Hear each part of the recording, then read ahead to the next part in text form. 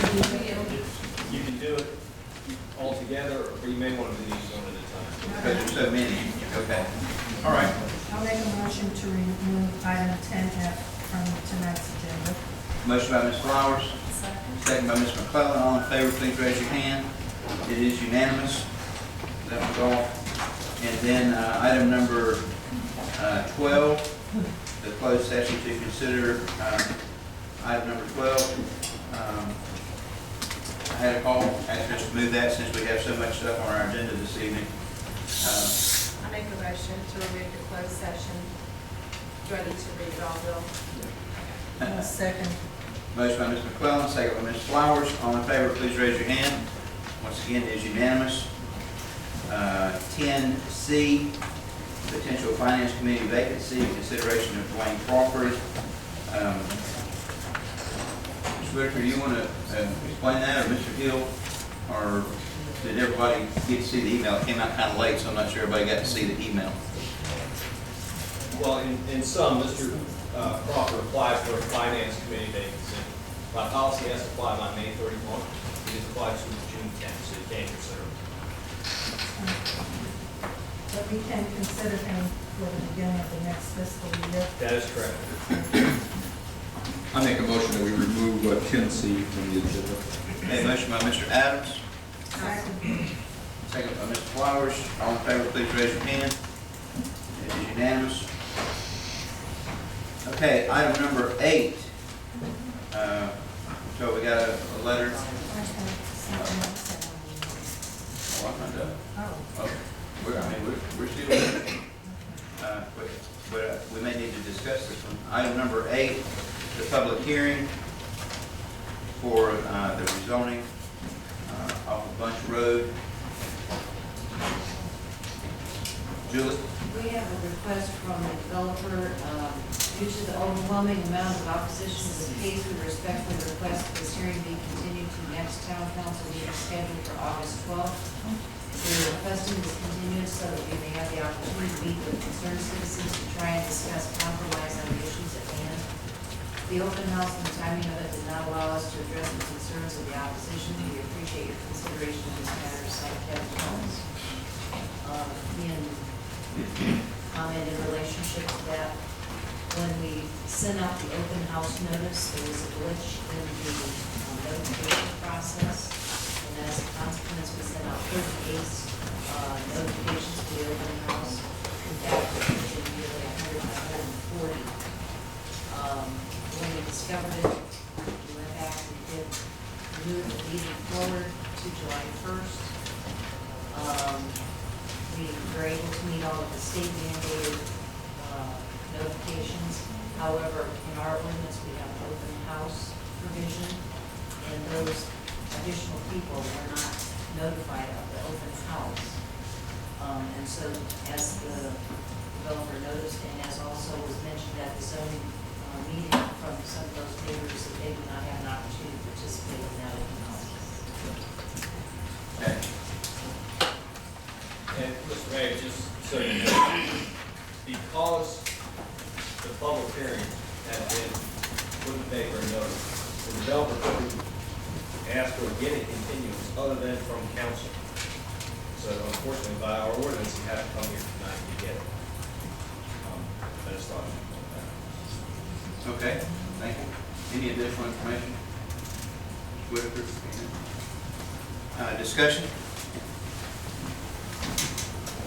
I have received a lot of emails in regards to this case and have responded and encouraged people to come out because I cannot consider email information as part of my zoning decision.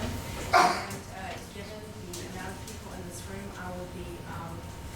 I would feel very bad not to hear the case tonight because I feel like a lot of people are taking time out of their lives to come here tonight. My community, in this case, has rallied to come to this issue and have their concerns heard, and I feel we should hear them.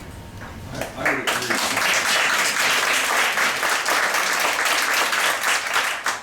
I would agree with Ms. McCollum the same way. I've got a lot of emails, and I certainly do appreciate all the citizens writing us and telling us their concerns, and I would agree with Ms. McCollum that we should hear it tonight.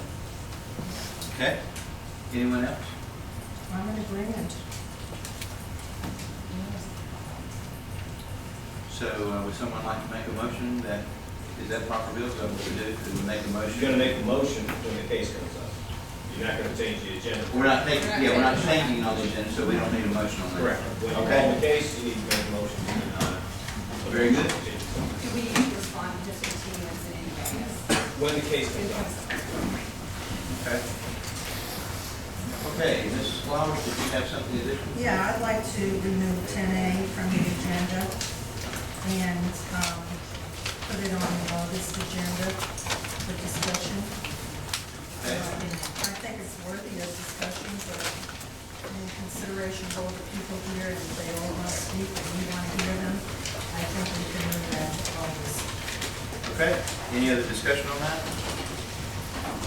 Would you like to put that in the form of a I'll motion? make a motion to remove item 10A from the agenda. Motion by Ms. Flowers, second by Mr. Adams. All in favor, please raise your hand. It is unanimous. Anything else, Ms. Flowers? No, I think we've listed the Okay, very good. Okay, so now we would entertain a motion to accept the consent agenda as amended. Motion by Ms. Barnes, second by Mr. Adams. All in favor, please raise your hand. That is unanimous. And we're ready to move on to item number 5, announcements. One quick announcement, just to start us off, we have an annual volunteer appreciation event each year, and we have that planned tentatively for Monday, August 11th, and that's a Greensboro Grasshoppers game. If you are a volunteer in any capacity with the town of Summerfield, please talk to our clerk, Valerie, and let her know how many will be attending and get more information from her. Thank you, Ms. Whitaker. If everyone would please help us, we have a large number of folks who just come in, and they, I guess, can't get to these chairs on this side. Would y'all mind moving over into the empty seats? So we can lean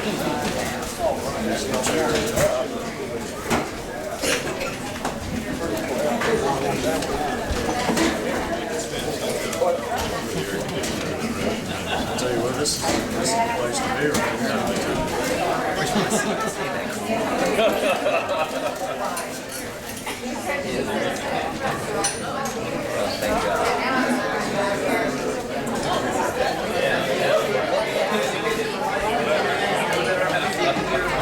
I'll tell you, last time you was a sweat lock. I know.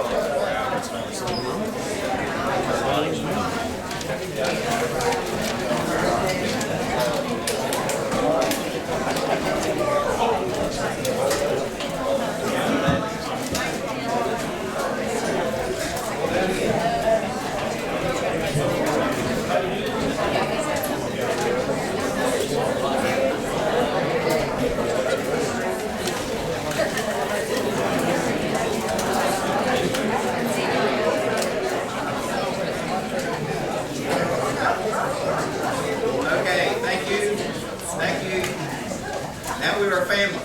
Everybody sandwiched in now. Everybody gets to, almost everybody gets to sit down. So that's great.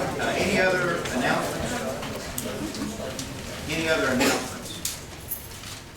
Folks, we have a whole lot of stuff on our agenda tonight, so we're going to try to really keep it moving so that everyone has an opportunity to be heard, that has come and has something to say.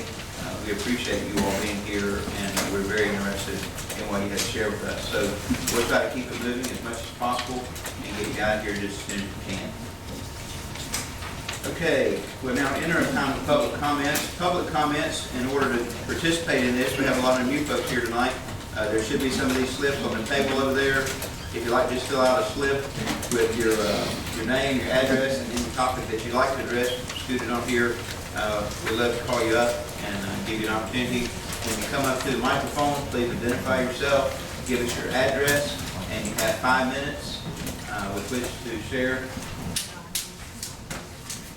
Okay, thank you. If you have 5 minutes to share, just as a reminder, this is not the public hearing on either of the 2 rezonings that we're talking about this evening, okay? So if you have information that is pertinent to the public hearing on the rezoning, public comments is not that time. If you have any other information that you'd like to share, that would certainly be appropriate. But, so we'll have a time of public comments, then later on in the meeting on the agenda there, you'll see we have 2 public hearings, and if you have something specific to one of those, that would be the time to share that information. Okay. Gil Dunn?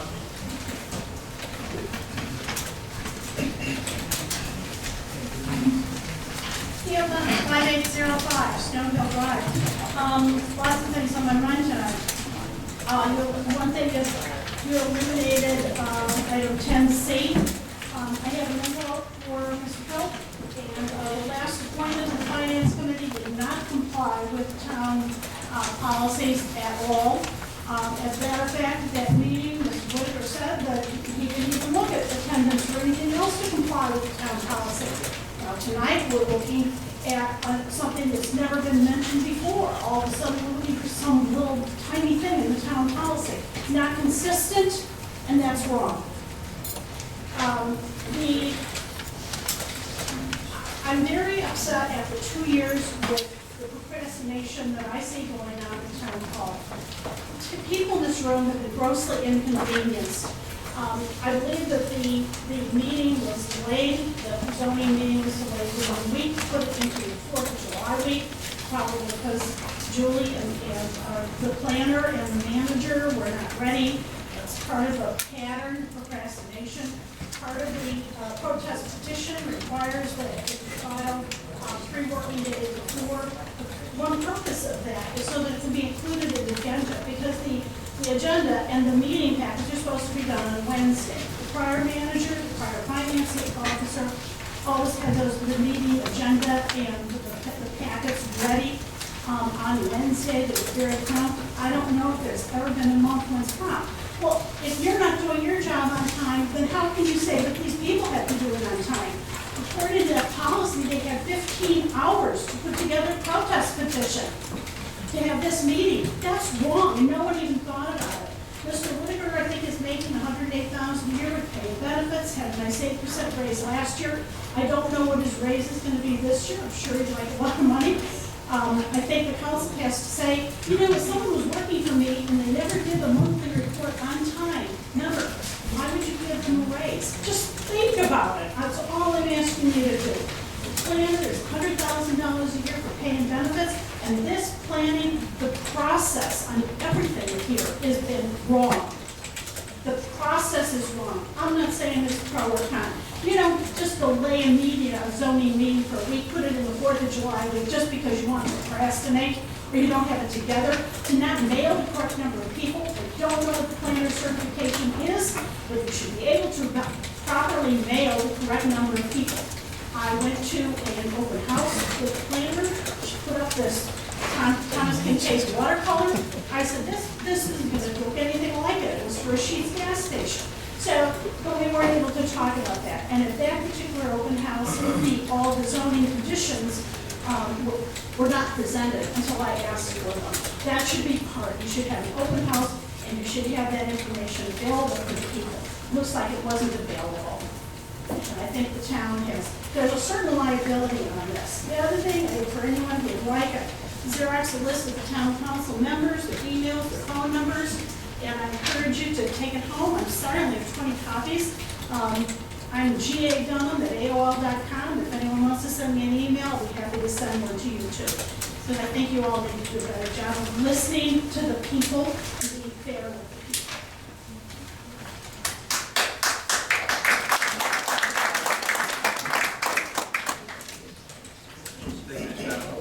Don Mandel.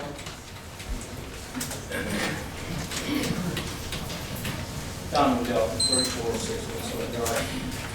I know there's a lot of people that are going to be here this evening and want to talk, but I just wanted to mention the agenda so the citizens can be informed on what's happening, when it's happening. I try to go on there, to probably go on my news site, summerfieldnews.com, to get the information out. It's kind of tough to get sometimes. I mean, this time it came out late, because I couldn't access it, so I tried to get the information out. I don't know what the deal was, maybe it was a glitch. but I know state law requires a certain time period, I don't know what it is exactly, but I know it's not the day before. So people know what's going on, what the agenda's about, what the town business is going on. So I think that's very, very important that that's followed up on and really taken care of. I mean, it might have been a glitch, but I hope we can look at that closer. Next Tuesday is election day. I want to remind those of that. It was a runoff between Mark Walker and Bill Burger Jr. Just want to remind people of that, because we get caught up in our life and forget about politics. We can get angry at the council. We can get angry at what's going on in our town. That's okay. But the more involved we are, the more we learn, the more we know we can do. And that's really all I have. I just wanted, really, the biggest thing is the agenda items, and just so it's posted properly, it really helps out. Because again, I put it on my site for Summerfield News, and I try to be informative and just let people know what's going on. Thank you, Mr. Miller. Mr. Ritter? Just to clarify that, the agenda for, that you see tonight was posted last Thursday. It was not on the website, It on was the on the portal. website last Thursday evening. No. The I was agenda looking at itself the- was on the website last Thursday. Thursday evening, yes. The meeting notifications is not for this week, but the agenda was not, as we couldn't scan notices. We had a problem last Thursday evening with our scanner that went out at the end of the day after hours, we immediately called, and reported that, had somebody scheduled first thing to get there, so it didn't all get posted, but it was done. As far as the notices go, there was nothing related to the public hearing that was not posted or noticed properly, with the exception of the open house.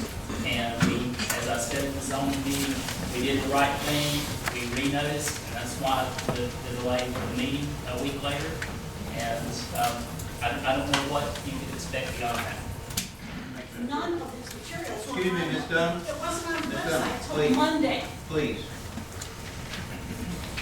Mark Walker? Good morning.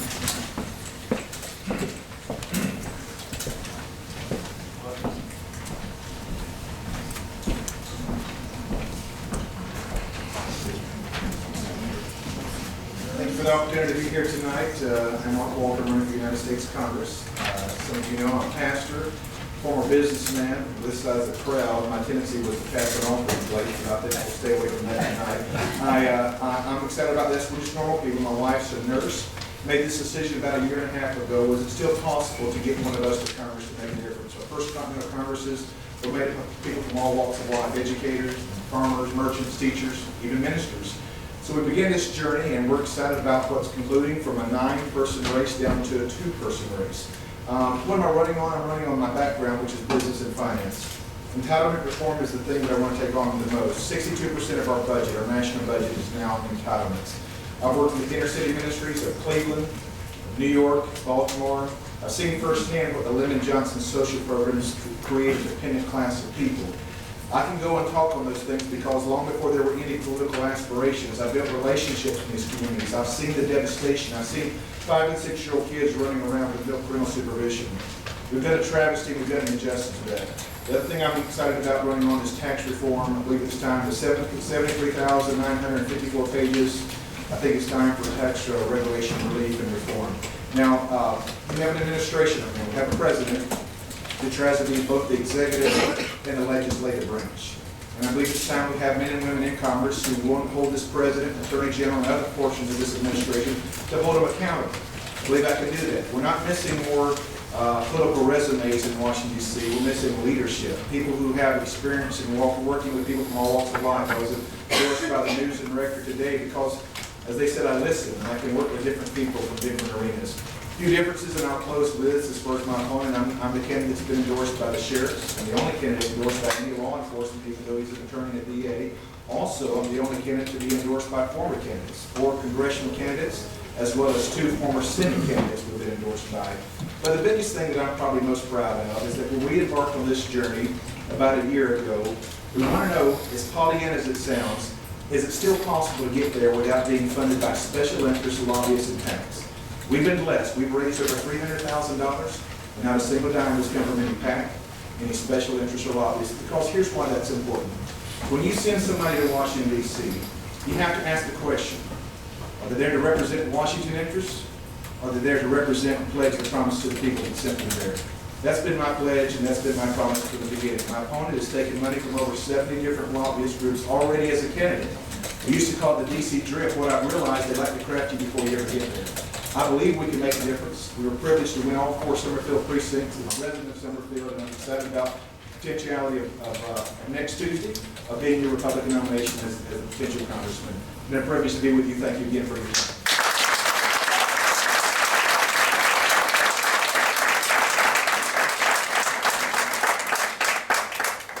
Thank you, Mr. Walker. Jan Moore.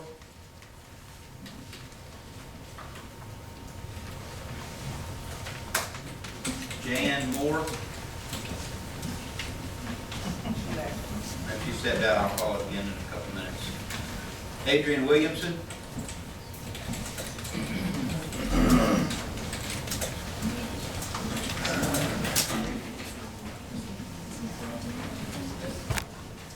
My name's Adrian Williamson, 3901 Lewis Road.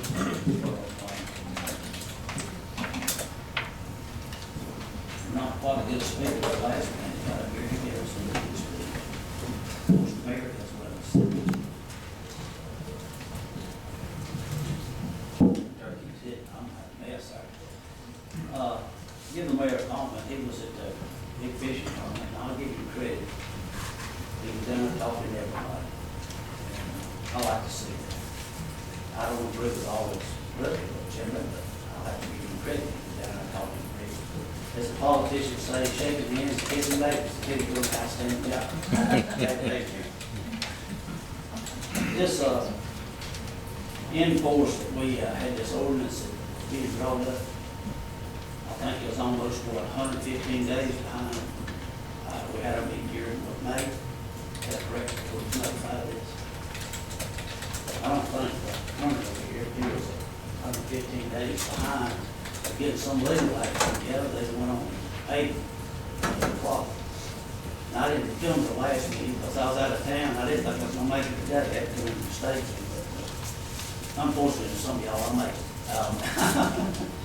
But that did bother me. And also, I was corrected in the April meeting about us hiring 3 people. But it came out about 2 weeks later, and the Northwest Georgia was trying to hire 2.5, so I was thinking right, I just missed it by half a person. And everybody laughed at me when I said that, but I was pretty close to being right. I don't know where I thought about it, heard about it, but I was close. Of course, Steve Paper, I did pretty correct, and I didn't read it her paper.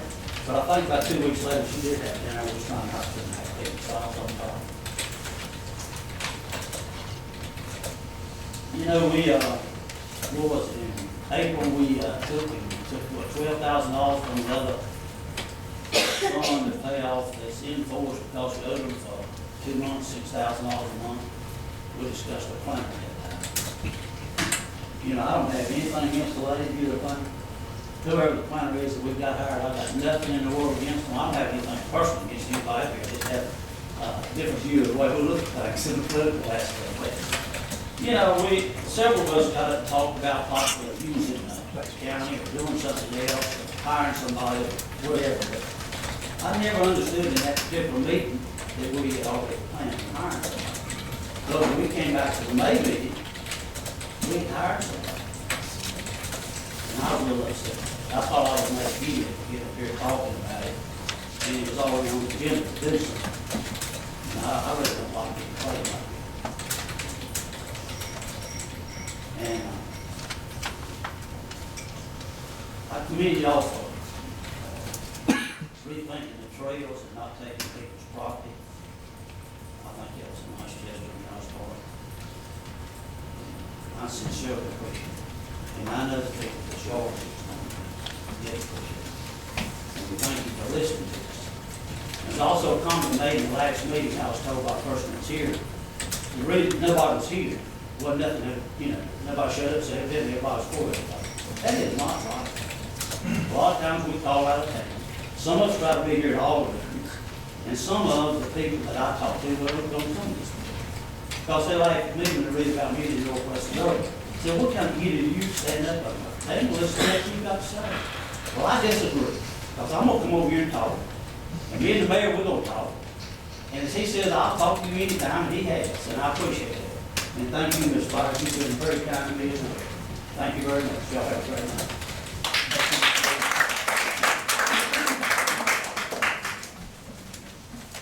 One point of reference on the 3 people or the 2.5 people, no new positions have been added to our budget. Those were positions that were already designated that were open. And so they were filled. Okay, but I said, I had thought that we was hiring 3 people, we hired 2 now.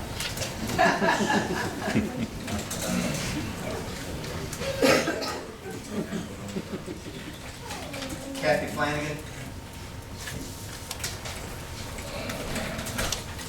Hi, thank you very much, Kathy Flanagan, 7532 Strawberry. Just a couple announcements for Golden Antiques. We're having a community yard sale this Saturday. No, the key word there is community. So please come out. There's hot dogs usually, and it's a lot of fun. And we will be having a silent auction the following Saturday. And some of the vendors are doing the proceeds for veterans.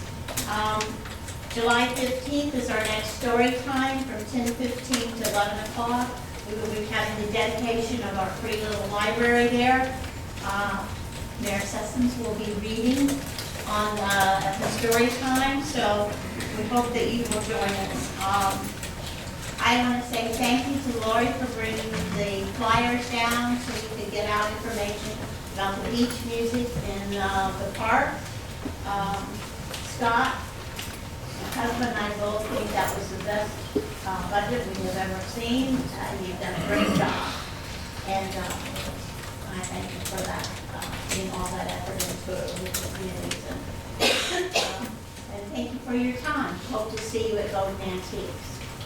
Thank you, Ms. Flanagan. Jan Moore. Jan Moore.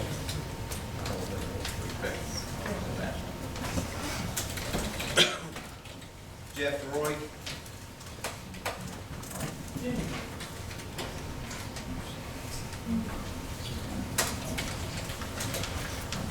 Hello, ladies and gentlemen, my name is Jeff Roy. I live at 7395 Hampton Forest Drive.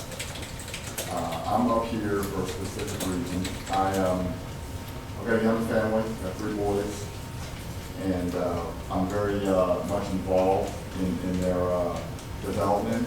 And I am actually a coach and a board member on Summerfield Recreation Association. So the reason I've come up here is to express to you guys the need to continue the usage of Summerfield Athletic Park. Currently, we, as an organization, we have a couple of teams that play over that field, and it's come to my attention through the president that the fees are going to be increased. This is going to put a huge strain on the Recreation Association and the fees that we charge kids of Summerfield. Not to go into many details, but there are a lot of Summerfield residents, young families that are affiliated with Summerfield Recreation Association that are part of various aspects of the Recreation Association, whether it's donating time, coaching, whatever.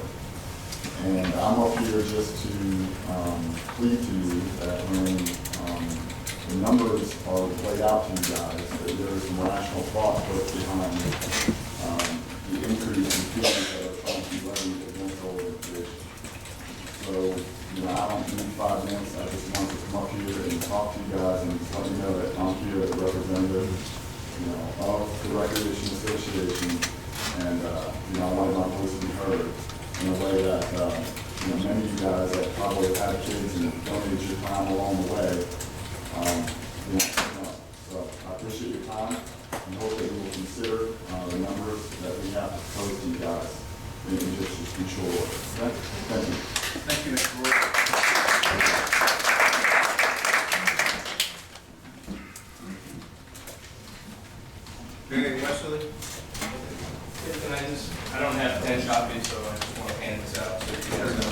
not for, you don't have to read it now, but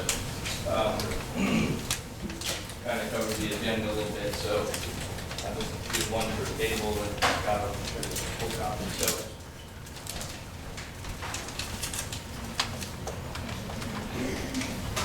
You guys can share. Okay, well, there's just some other top line stuff there. So,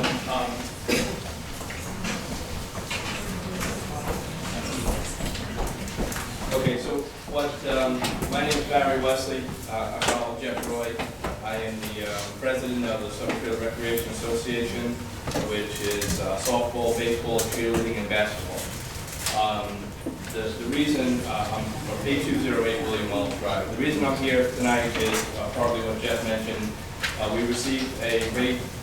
The town of Summerfield sent out their fees schedule, and we paid last year to use the park $2,610. The way the fee was structured, it would increase our fee to $25,860, which is a 451% increase. Summerfield Recreation Association is a volunteer nonprofit organization. We try to keep our fees reasonable for the kids, between $75 and $125 for them to play each season. So we use the park over there and we use the school fields over there. So I felt you guys should have a little bit of knowledge about how we run that. So, well, what I wanted to address to the town council was, in a meeting with Scott and Tim and Jeff and Glenn Garner and I, we had an issue about Summerfield subletting the fields out here. So that's my point one. On that, I did some research because I wanted to make sure I covered my bases. On that, if you see page 3, there's a highlight here, which before Scott's time and before Jeff's time and maybe many here, there is in page 5, and I can send the full thing, I didn't want to bother you with it. It basically, SRH will be granted the right to plan and schedule up to one weekend tournament per month, including any league tournaments. So this allowed SRA to kind of help fund the park and help subsidize our fees. And a check was written to the town. I have the check number. I don't have a copy of the check, but a check for $2,500 is paid to the town. It just so happens the organization that rented the field through SRA never paid us. But we honored our commitment and we paid the $2,500. That's information that came from the previous president and the vice president of baseball. So I hope you see that we did make the effort and we were in, we did have the agreement in place. Part 2 was field usage calendar. Anybody can go on Google Calendar and Google Drive and on our SRA website and see when we're using the fields and when we're not using the fields. We will do a much better job, I promise that, with Jeff and coordinating field usage and time. We understand you have other venues. You have the Dynasty tournaments, you have kickball tournaments. We are more than happy to work with you guys to make it a win-win for everyone. Revenue generation. SRA basically was able to raise enough money to sponsor enough kids. We sponsored 12 kids where they didn't have to pay to play. We were able to offer that to them. We had a fundraiser, we had equipment sales. So we have ways that we feel we can help the town and help the park with sponsorships. We had over 70 sponsors that are, most of them are local residents or local businesses, and they're more than happy to sponsor a scoreboard, put up nice uniform banners. There's all different ways that we can help, and we want to work as a team and be a partner with the town and not be an adversary. I talked about the rate increase. So in this packet is the agenda, and then the bottom of it is the email that I sent out to you guys with the proposed rate, okay? In the email that we got and the notice, it said that Summerfield Recreation Association will be treated like everyone else. That hurt me a lot, because I've been on the board for 8 years, I have 5 kids, and they all gone through this, and that was personal, so I just had to say that. So, Also in there is, this is a full documentation, an open book policy, if anybody wants to see it. This is basically what it costs us to run the 2 divisions that play at the park, okay? The numbers that you presented to me are in here. Okay, when you're using the field for 12 teams and 7 teams, the field use, obviously there's a lot of field usage there, and these charges to $25,000 are just not doable for us. We just can't make it happen. So I plead to you, for the fall at least, if we come to some type of agreement that's fair for you, fair for us, and fair, more importantly, for the kids, that you allow us to do that for the fall. That's all I have. Thank you, Mr. Westwood.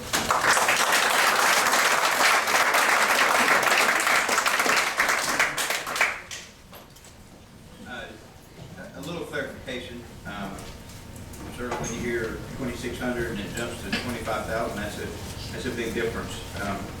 Just a little background, and I think, and I wasn't here at that time, so somebody correct me if I go down the wrong road, but 2 years ago, Summerfield Rec came to the town council, and times were tough, the economy was bad, and asked for some special consideration, and was given, I think, unbelievable special consideration, and that was 2 years ago. That was left in place this past year, and the rates and the fees did not increase this year for everyone else who rents the park. So this would make Summerfield Rec pay what everyone else pays, just so you understand, because that's a big difference. And but thank you for sharing, and if anyone would like to discuss this or bring it up, you would have an opportunity to, under item number 13, other business. If someone would like to bring that up and discuss it later in our meeting, it would be great if we could. Mr. Mayor, I don't think it was added. Did I miss something? I don't think it was Okay, it's added. other business. I'm just saying, we can't discuss it now. No, we got it. Probably need to shut it down now. Okay? Okay, thank you.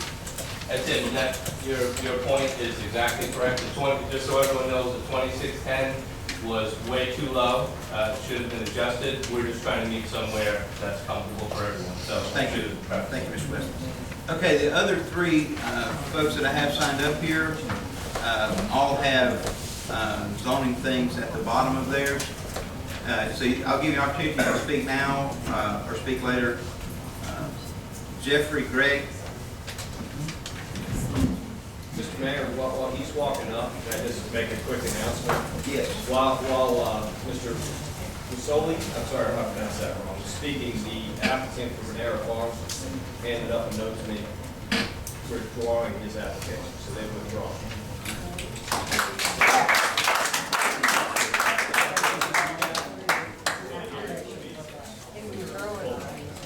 Okay. I just wanted to make that announcement because I know a lot of folks are here for it, and I didn't want that to happen. But just from my knowledge, does that mean we still hear? Do we need, okay, so my second question is, do we need to make a motion to take that off the agenda? Yeah, they've withdrawn it, so it's off. What will happen, yeah, so everybody knows what will happen is it resets, it starts all over again back at the zoning board and with the open house and all that process. The whole process would have to start over.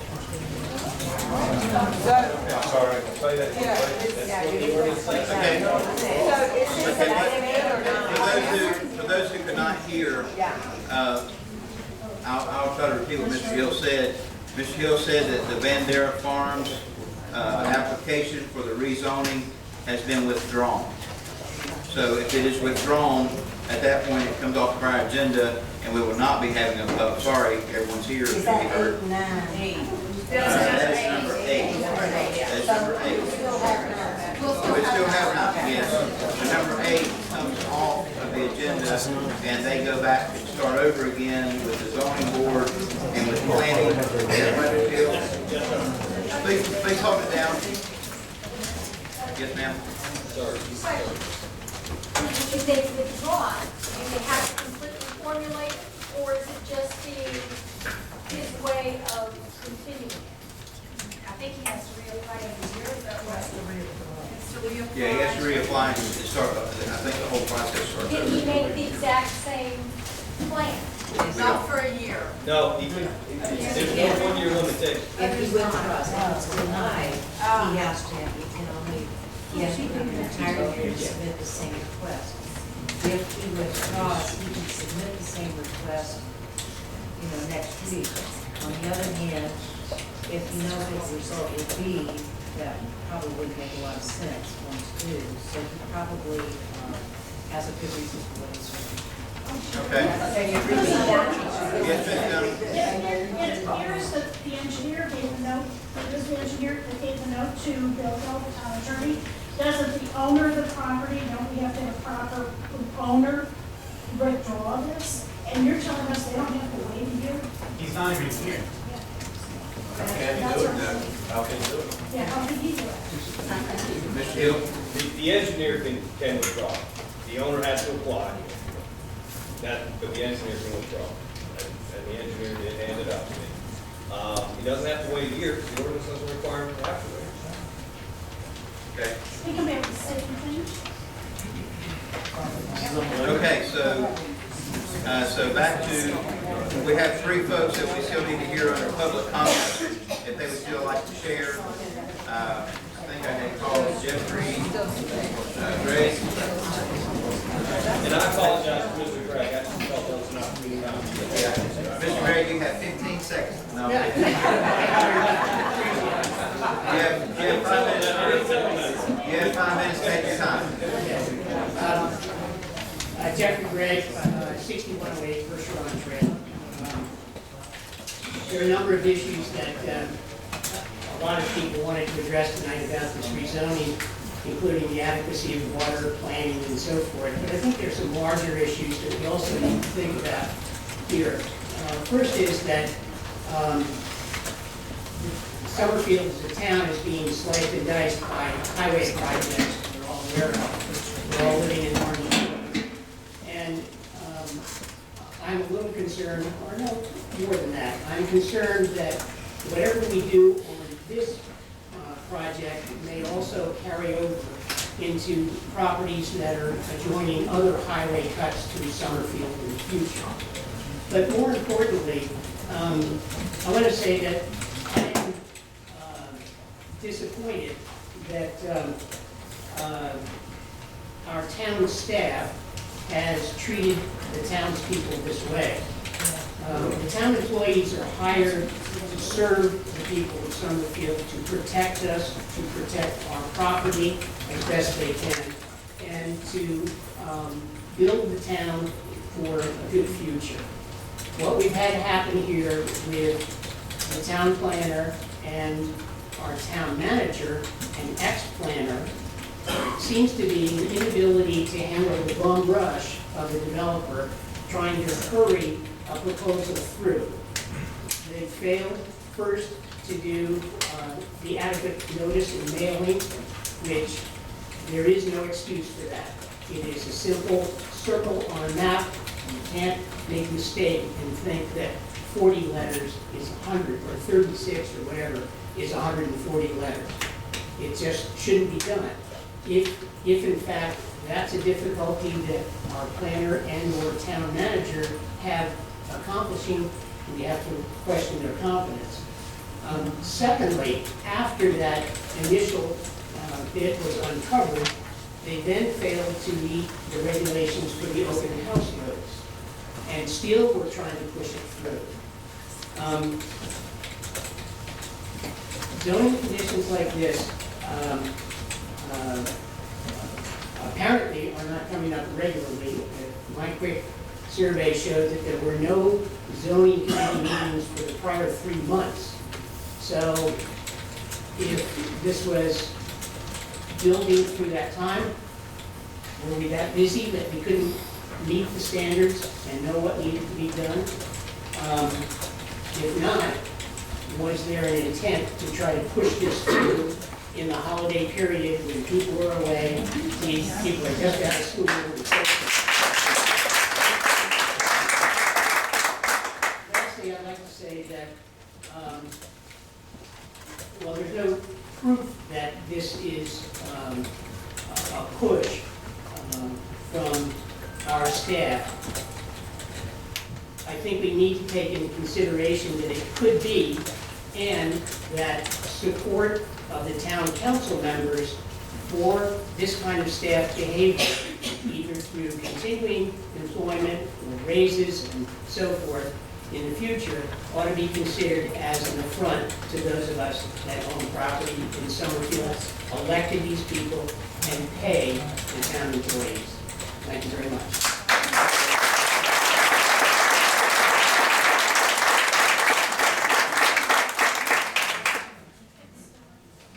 Mark Mortensen?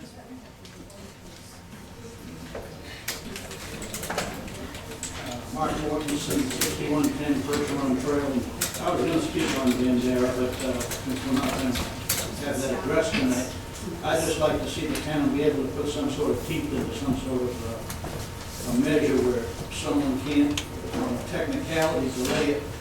You can come back in August, or you can come back in September. He's wasting planning board's time, he's wasting your time, he's wasting everyone here's time trying to find a way to get this through. Evidently, the developer lives in Oak Ridge. He knows where Summerfield is right here. You could be here tonight. I just think it's wrong that all these people came up and he didn't have the time to get over here.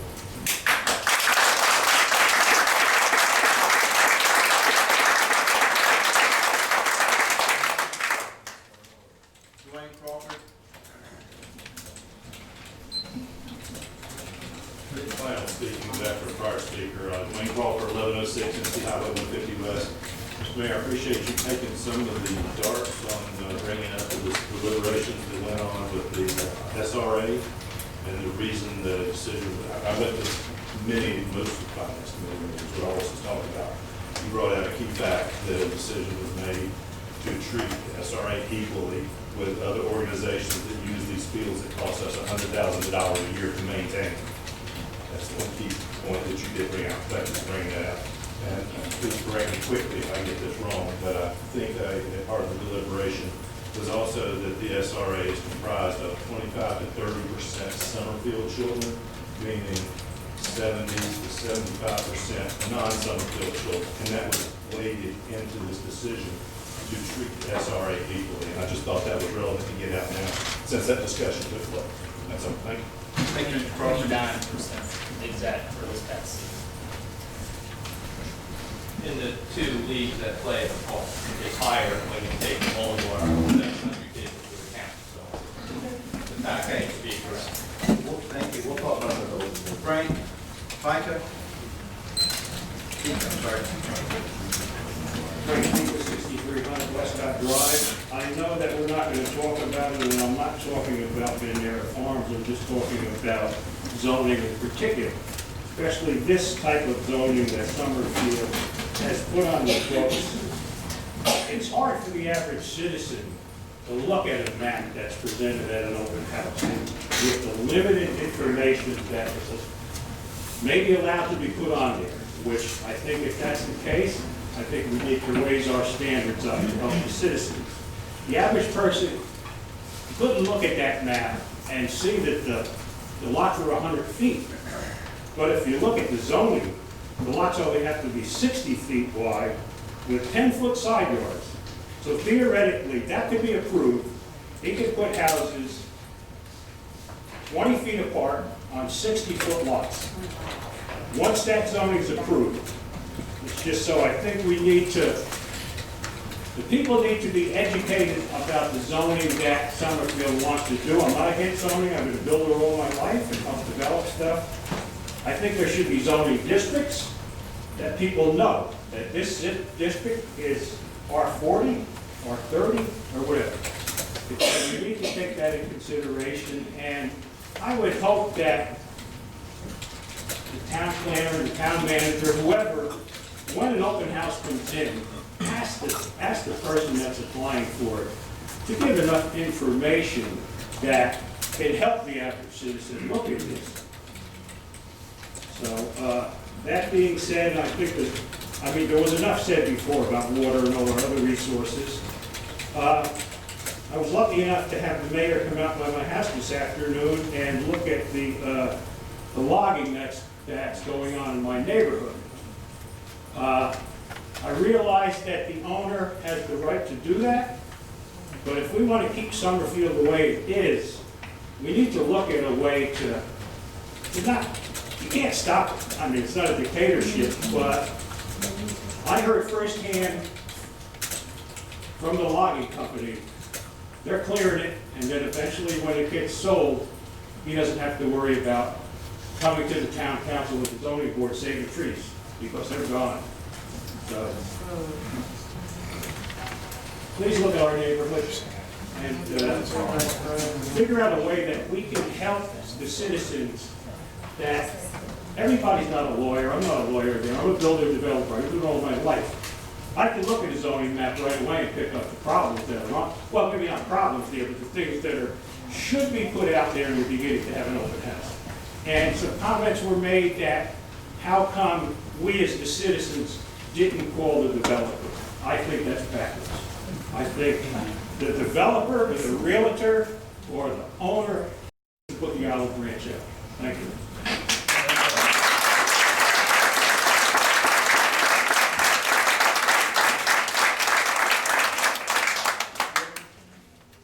Just a quick clarification about open house and the purpose of that. That's a step that's beyond what the statutes require, and it's designed in our development ordinance exactly for the citizens. It's designed so that citizens can come out and hear from the developer, and that time specifically is a informal opportunity for the developer to communicate to citizens what his or her plans are, and it's a time for citizens to ask questions of the developer, and it's not a process where the town directs the activity tightly. Well, look, can the town at least put something in the, the records, the ordinance, there, the application that helps the average citizen? Mr. Mayor, okay. Thank you, Mr. Gill. Mr. Speaker, I'm sorry, but he's just trying to respond to what he said, so we can't get into a conversation about it. I'm sorry. But thank you for your comments and how well thought out they were in your presentation. Jeff Nordine.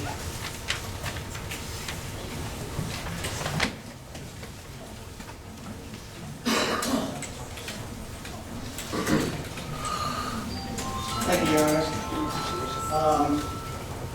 I came in here a bit confused. I left last Tuesday's meeting with the zoning board voting to reject the proposal, not to continue. Did I miss something?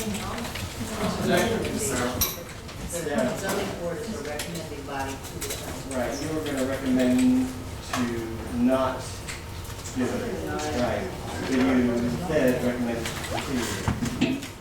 No, you may have come in late to the meeting. I don't want to take up your time. I missed that. I don't want to take up your time, but the planning committee recommended that we not pass and so that's why we have a public hearing, so then we would discuss it and make a vote.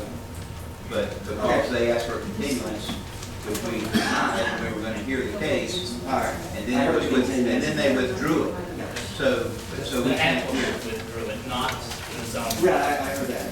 Okay, I'm sorry. My other comment is my argument last week, and I believe it was the decision variable that one of the members said, is that the proposal was not consistent with the surrounding communities.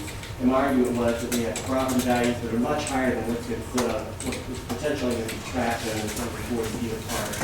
And so I did a very simple Google search. Anybody could do it. It took me 10 minutes. But there are 7 homes listed in the area right now in Trotter Ridge and Gwinnett. The average listing price is $424,000. The average lot size is 65,900 square feet, so an acre and a half. The proposal was for lots to be 15, 20. So it was clearly not consistent, so it was a good decision. And I'll leave the simple research. You can do it, MLS, it's all out there, so thank you.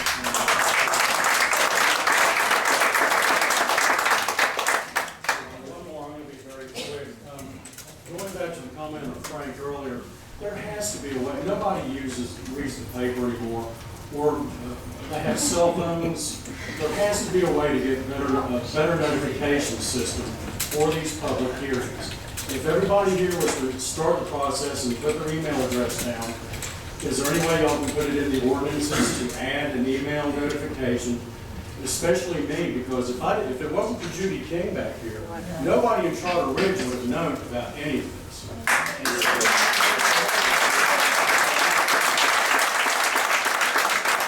I'm willing to give y'all, everybody in the store the benefit of the doubt. It was just a big mess up, okay?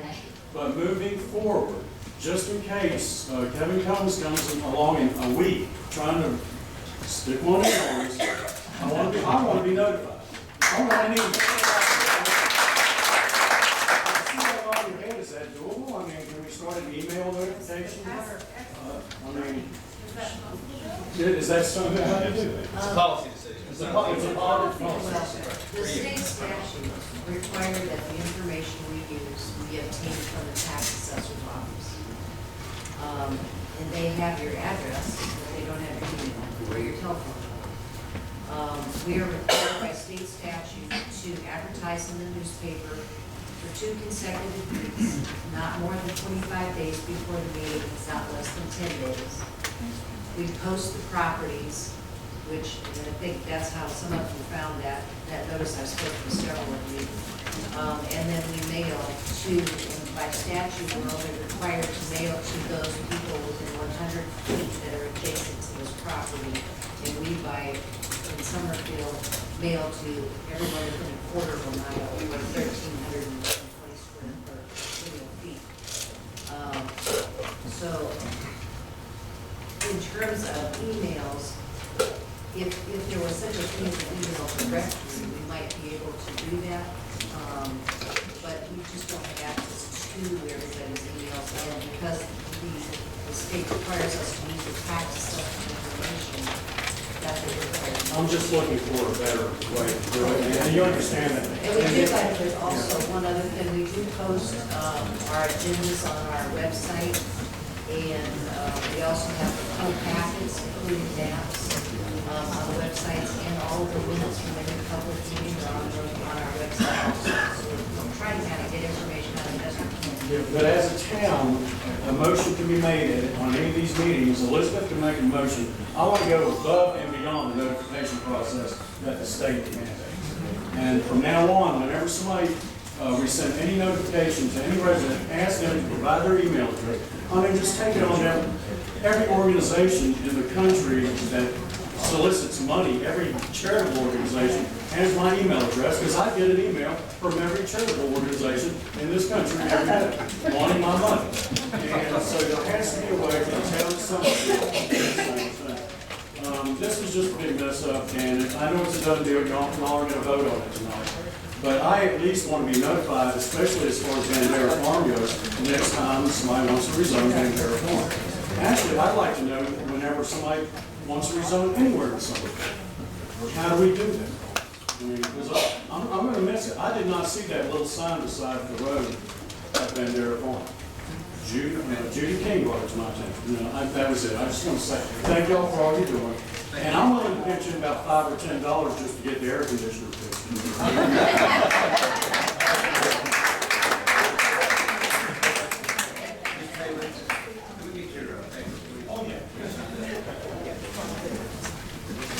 Thank you. Thank you. That's all we have for public comments. That's it. Yeah, sir. Please come forward.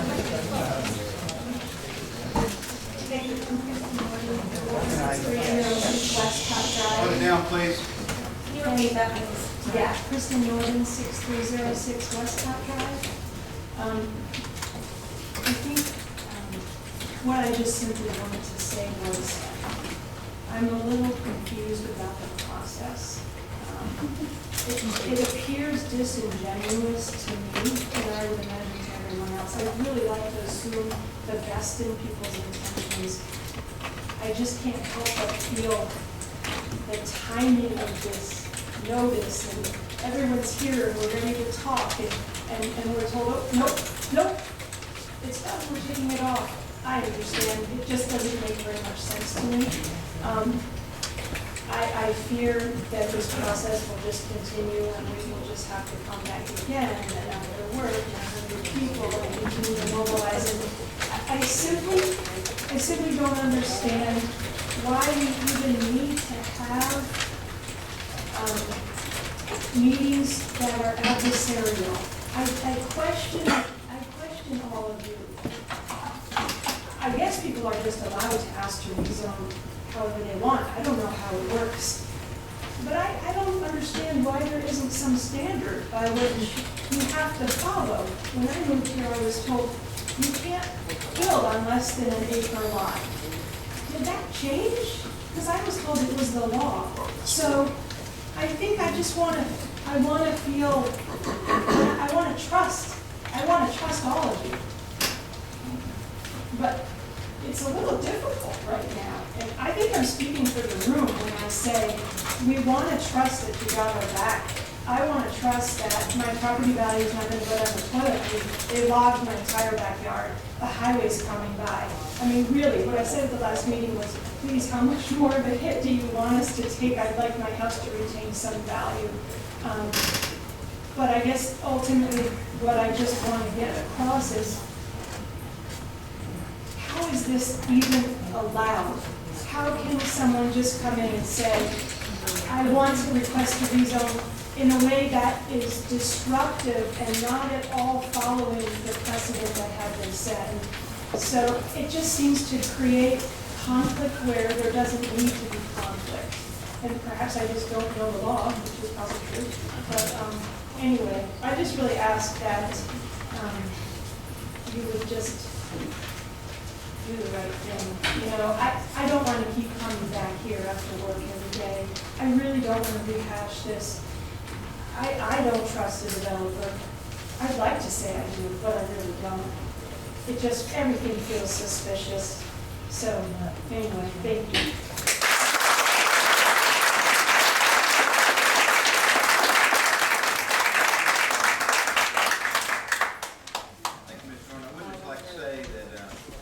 To the highways coming through, there's nothing that we have anything to do with.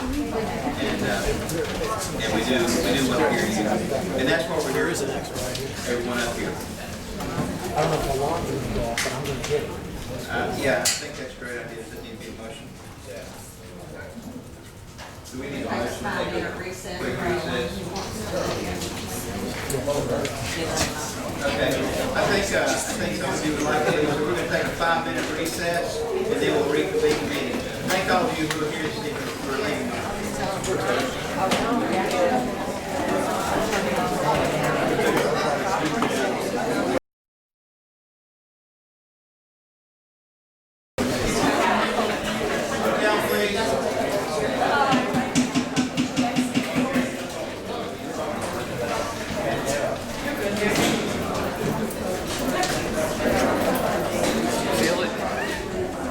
Under that window's a good Okay, place. item number seven on our council agenda are committee meetings.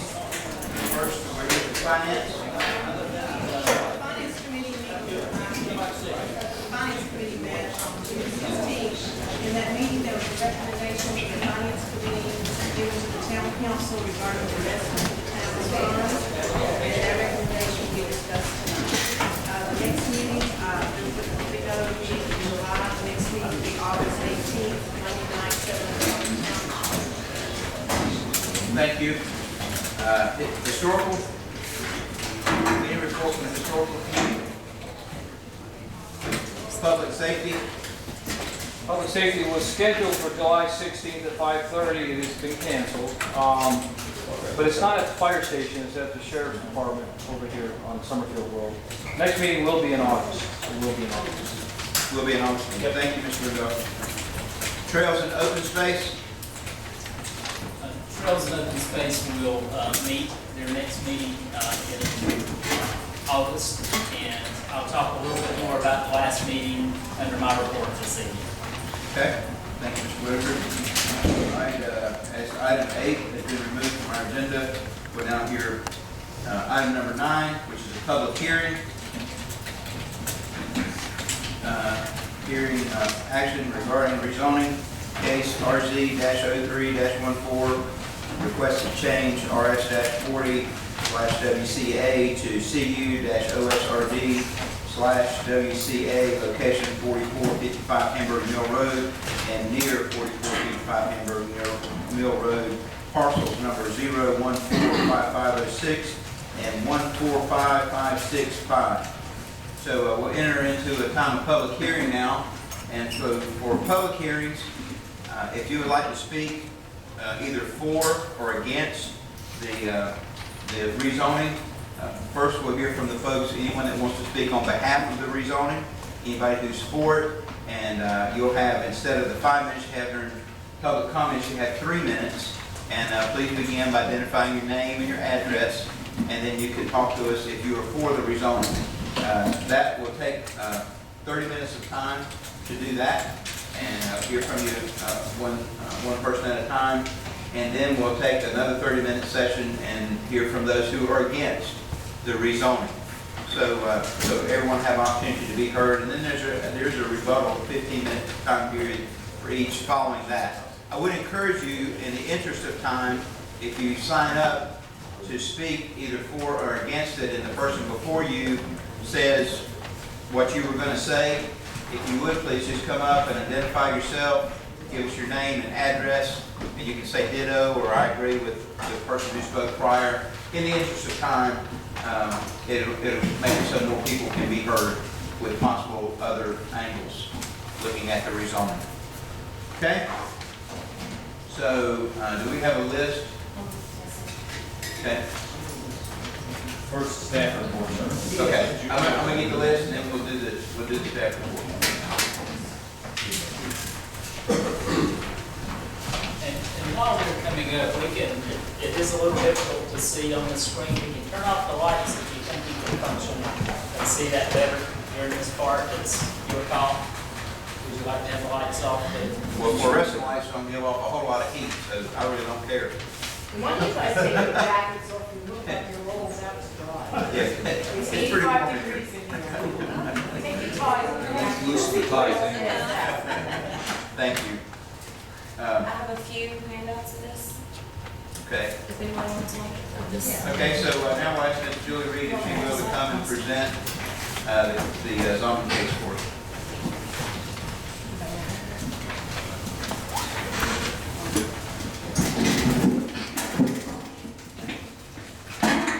Tonight we have a case before us that is located between Hamburg Mill Road and Carlton Dairy Road, just to the west of Pleasant Ridge Road. It is almost 18 acres, it's 17.99 acres, and it would reserve 8.29 acres for open space. It will have 0.75 acres for roads and would produce 12 building lots, one of which is existing. The existing lot is in the top left-hand corner of the map there.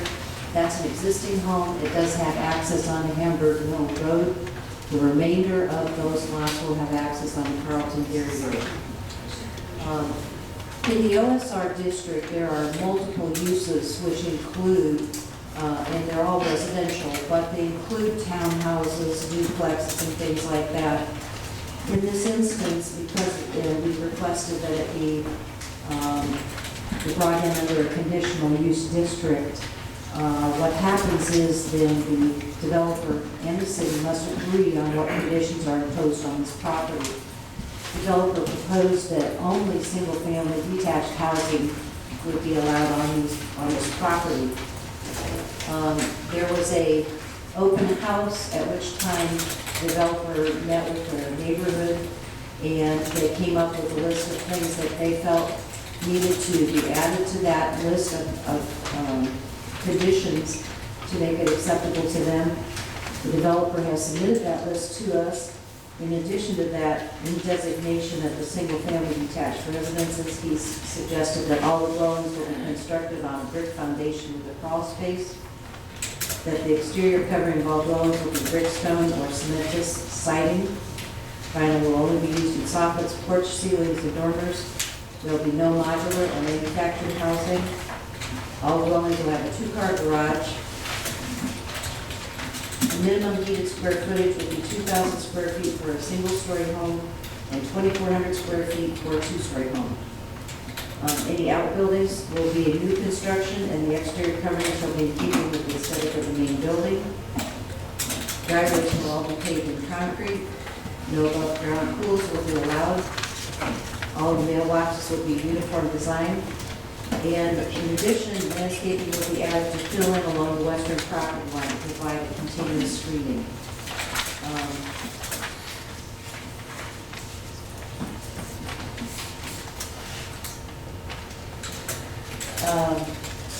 So the open space residential district is really intended for areas where there are either prime farmlands, sensitive environmental issues, or a number of other areas.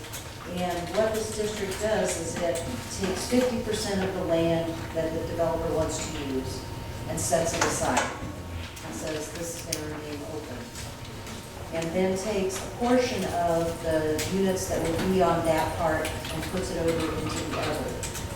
And by doing that, it encourages more compact residential development, and consequently we have shorter stretches of concrete, less impervious surface, for example, which then we have less runoff. A couple of observations in relationship to this. There's some aspects that are particular to this rezoning. The OSRD has minimum dimensional requirements for lots. Someone mentioned that in an earlier conversation, that the minimum lot sizes are dependent on the use of either public water or public sewer, or community wells, and alternate or collective off-site sewage systems in Summerfield. There are some properties that do have extremely good soils on them, and when that occurs, then the lot size required for the drainage field can be reduced, but only by the health department.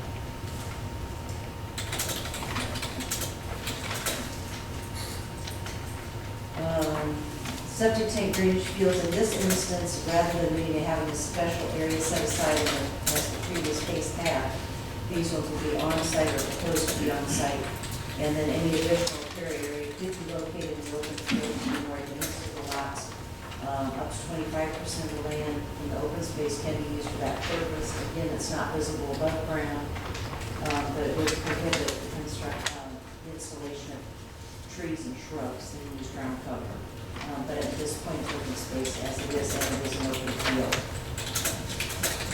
The developer has incorporated the existing development into the subdivision.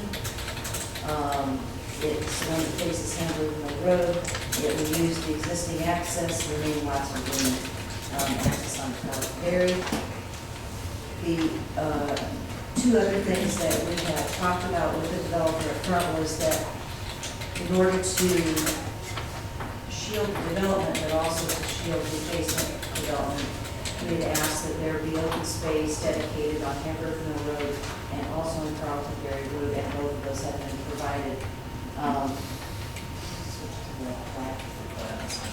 And I'll show you real quick.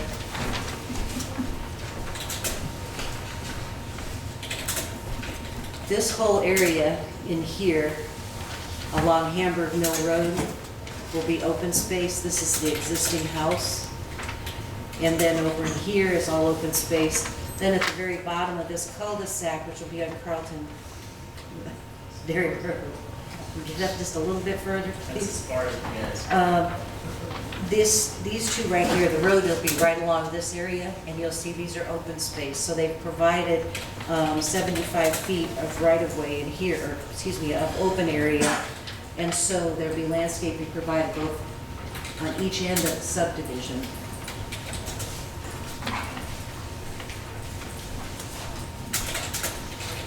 The developer had initially presented this as 75 feet, and the public director agreed to bump that up to 100 feet of open space in there.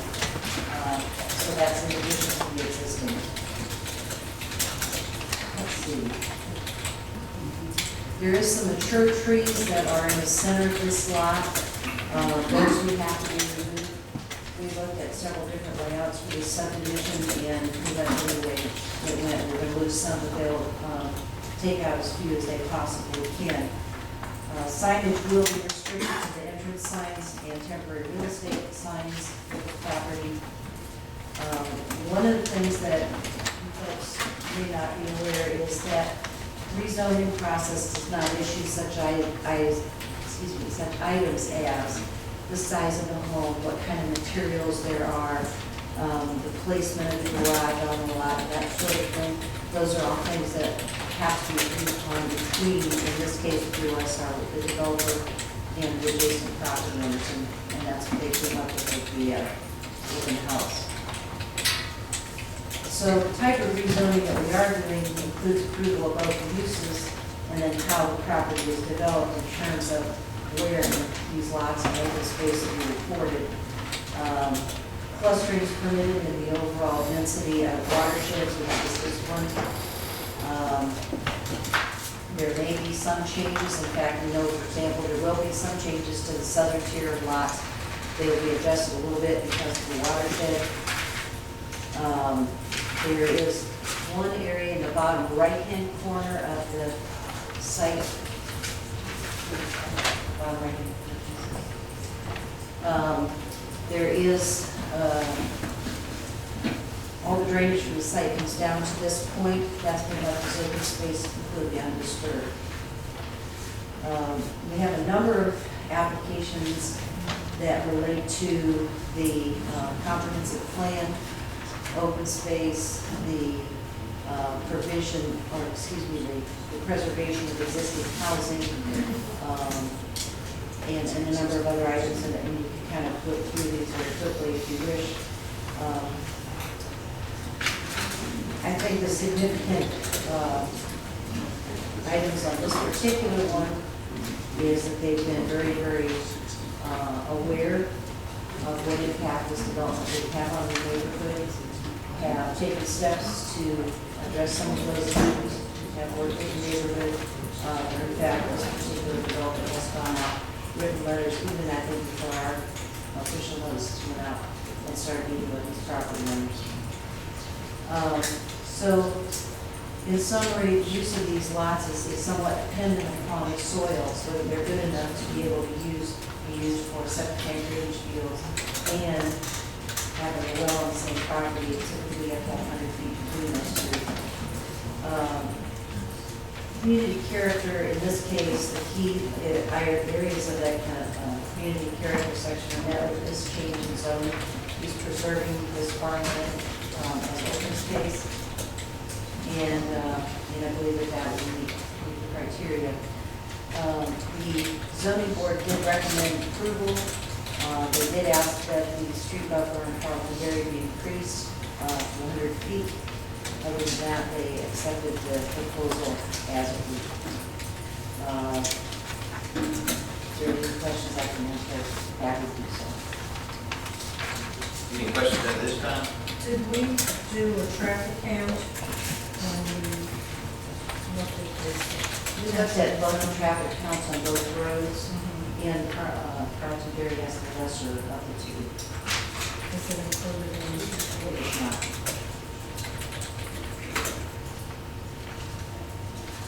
Did you say that there would not be an entrance from Hamburg Mill Road as Carlton? There will be no entrance on Hamburg Mill Road. There will only be the one house that's already existing, and it's existing access that's there now. There's a driveway there, and that will stay there.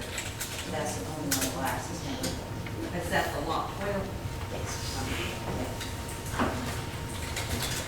Any other questions from the council at this time? What's going to happen to the existing house? Is it going to be refurbished, remodeled? And we asked specifically that it be retained and included into the subdivision design itself, and I think it's done a nice job. All right. Thank you, Ms. Reed. So now we'll have our public hearing, and first we'll hear from those that are for the rezoning, and so I'll call you up. Bill Yearns.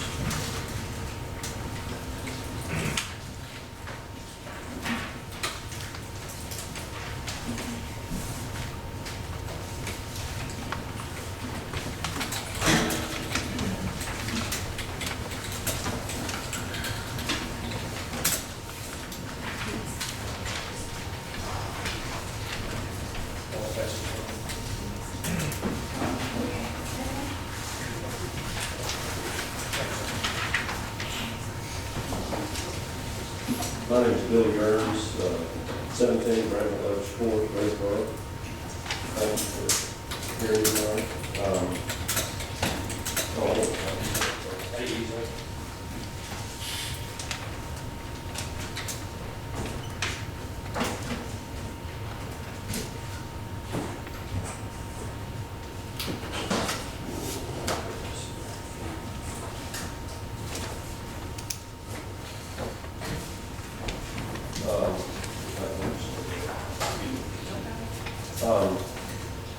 As you can see from the aerial that I just passed out, this property is composed of 2 tracts.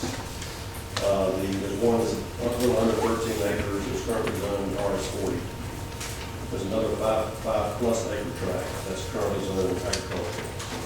So all total, there's 17.99 acres.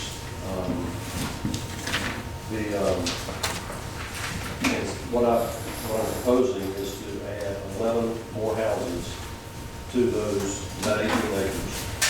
There's already one house that was built in 1949. It's a little brick ranch, 2-bedroom, 1 bath. It's 2 hardwood floors, brick. It's got magnificent trees, which I've included as a condition that I won't touch those trees. They're like this with the other house.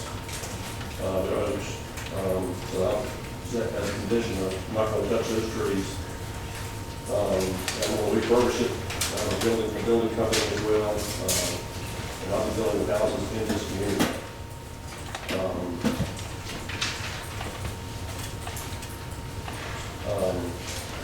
There is a watershed. This is in tiers 3 and 4 of the watershed critical area. I've demarcated that by this orange line. There's a little over 9 acres in tier 3, a little over 9 acres in tier 4. So, given the density requirements of the watershed ordinance, 11 new lots is what's allowed. So if you really, so the OSRD zoning made a lot of sense in this case. I think your comprehensive plan policy 6.1, you want single-family residence, that's what we're going to have, and 6.4, you want open space residential district, which is what I'm looking for. The most precious land is right along here. These are, it's a climate, it's a full stand of nice hardwoods, and this is where all the water drains. There are no 15% slopes anywhere on the property. It's just a gentle slope from this point to that point. Nothing's over 15%, but it does all drain right here. This is, you can see from the aerial, this is where the trees are. Those are undisturbed. Everything in green is open space, plus the extra 25 feet in front, which I agree to at the zoning.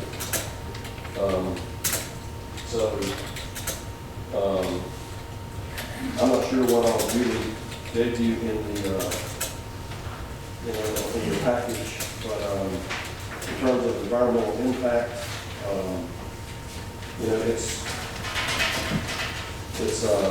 there are the 15% slopes. The tree line, you can see on the area where the trees are. I will have to cut some trees, cut the road in here. I like trees taking them down costs money. I'm going to minimize that as much as possible.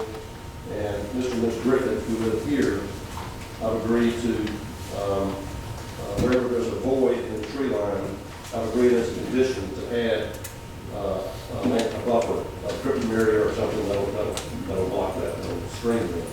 And the lady that lives right here wasn't there at the zoning period. She approached me earlier tonight and asked if I would do the same on this side. So if there's a void, I want to screen it. It's good for both the residents and the people that I'm going to be selling houses to and the adjacent property owners. So it makes sense for me to do a nice landscape screen. The distance along Hamburg Mill and Carlson Dairy will remain protected relatively. This will be a nice field like it is. It'll be owned by the homeowners association, maintained by the homeowners association. So it'll kind of look the same now as it does now in perpetuity. And they'll have the same here in front. It perks tremendously. There's sea soil and happening soils, every bit of the perch except one little spot. I'm not anticipating anything off-site, but that is always a possibility in OSRD. But I'm not anticipating any off-site septic, like I said. Can't be sure yet. I did call Kevin Redding. You may have gotten a letter from him. He's executive director of Field Land Conservancy to review this site. And he, in a letter that I think you got with my application, says that there are no significant natural areas. There's no wildlife issues here. What is sensitive is going to be protected where these trees are. The streets will be built to DOT specs and turned over to DOT maintenance. So when I started this process, as Julie said, before the zoning went public, I sent out letters to all adjacent property owners saying, I'm Bill Gerns, this is what I want to do. Call me, here's my phone number, nobody called. But then at the public hearing, at the open house, 23 people showed up. And it was then that I really kind of learned their main concern was the protection of property rights. And so that's when I put it in writing and as a condition what I was going to do anyway. And that is, is it going to be stone, brick, combinations, party board, there's not going to be any lap vinyl anywhere on any house. The only vinyl you're going to see is vinyl shaking dormers, vinyl under porches, and vinyl sides. That's it. So it's, with the hardy, you can paint, you can have nice variations. It's not just going to be a beige lap vinyl unit that you look at when you're driving down Hamburg Road. They're all going to have 2-car side-loaded garages. The property that these houses are going to be around $350 plus minus cost. Commissioners, I'm sorry to interrupt, sir. Yes, sir. Your time is up. Is it? Okay. Yes. Sorry to interrupt you. Did y'all get my letter? Or did the letter from this fellow that was here? Because if I could, I would like to read that letter as a proxy from him. Give me 5 more minutes. I'm sorry, sir, but I can't, because it's public hearing. We're restricted by time. So we did have a copy of it. That's a proxy. All right, fair enough. Sorry about that. Thank you. Frank?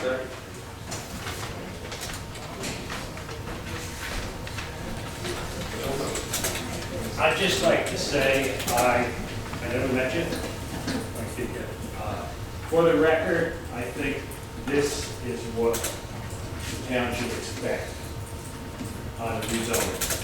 And the way that this gentleman put the album reached out, not like the previous Kevin proposed. That didn't do it. One thing, here you can look at the lots, see the lots. The average person can look at to see this. He's giving all his items up front. The previous one was maybe a brick foundation. This is wonderful. I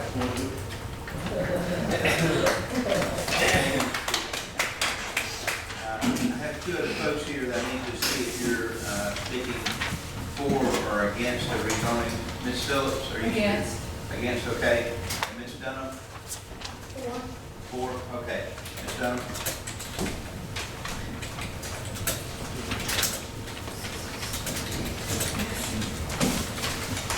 But there have to be some conditions here. What's going on for the last 2 years as far as the zoning is not fair to the people of Summerfield, and it's not fair to the council either. Earlier, I said, Mr. Whitaker said, the rezoning that was on tonight's agenda was mailed to 100 people. Well, but nothing about tonight's agenda, none of the paperwork was on the website until maybe Monday, and it should have been on Thursday. He said, well, the scanner didn't work. We didn't need the scanner to put it on the website, and it's 2 months in a row that we have no information about your town meeting until Monday at the latest. And that's just not how, that's just procrastination. And if you say, well, I mailed it to 100 people, so that was legal. Well, that means 9,900 people didn't receive the information about tonight's meeting unless they went on the website later on. I have one suggestion. This is actually a site plan, and this is a rezoning hearing. And this is something that also bothers me about the process, because the people that live here feel that this is what's going to happen. So what's going to happen is get into rezoning. Clearly, he set aside 50% because it isn't buildable. This is working people in the area who's doing a great job. My recommendation, because I'm not sure about the planner and the manager, because we've had so many mistakes and so much mistreatment of people. I'm recommending that the site plan for this development have a public review with the council. Rather than just Scott and Julie just working out the site plan, I think that you need to do more to help the people of Summerfield. Put it on the agenda. It's a public review of that site plan. And that's an important procedure going forward. On the open house, you bet they have to be duly noticed. It should be a legal notice, because maybe people that don't live in that immediate area are still be interested. And every open house should have a full compliance with legal notices, and there should be a printout of the permitted uses and the conditions that are going to be agreed to on that property. That written document should be at the open houses, and I haven't seen it yet. I have to ask for it. Twice I've gone to 2 zoning meetings where the planner with the manager said the town is recommending this rezoning. That's not the legal role of the town. The legal role of the town is to put forth an objective opinion, not take a position about being supporting, especially supporting a rezoning notice for the gas station. So, because of this, you come to lose trust in the process. And I think everyone has totally underestimated how important property is to people. Speaking of which, this is important to Mr. Jones. Yes. Be on his reason. Right. Oh, these be specific. Well, Yes. yeah, 3 minutes is up anyway, Ms. Conner. The only thing, this is beautiful. My only ask is that let the public see this. And I said he's done a great job with notifying people. Really, this is what we need. Thank you, Ms. Dunn. But what's going on hasn't been fair to him. Anyone else want to speak for the rezoning?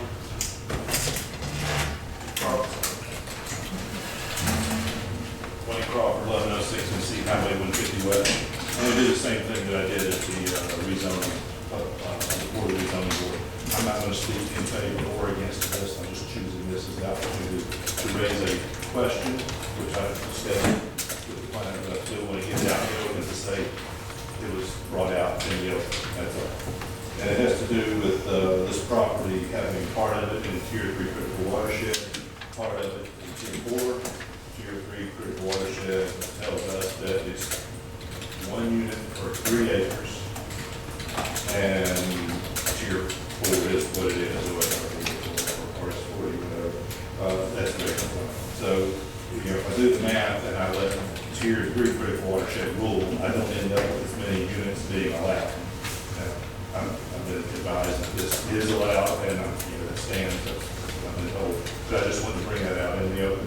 And I'll ask you to add something else. I've been at I've asked around, and I can't find anybody who's adverse to this. So while I'm not for or against, I can't find anybody adverse. Thank you, Mr. Crawford. Anyone else would like to speak for the rezoning? Anyone else? Okay, then we'll hear from those who are against the rezoning, and we'll call up Ms. Susan Phillips.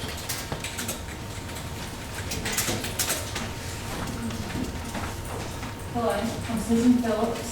I live at 5148 Carlson Dairy Road. I'm not a lawyer, developer, builder, I'm just a person, like you are.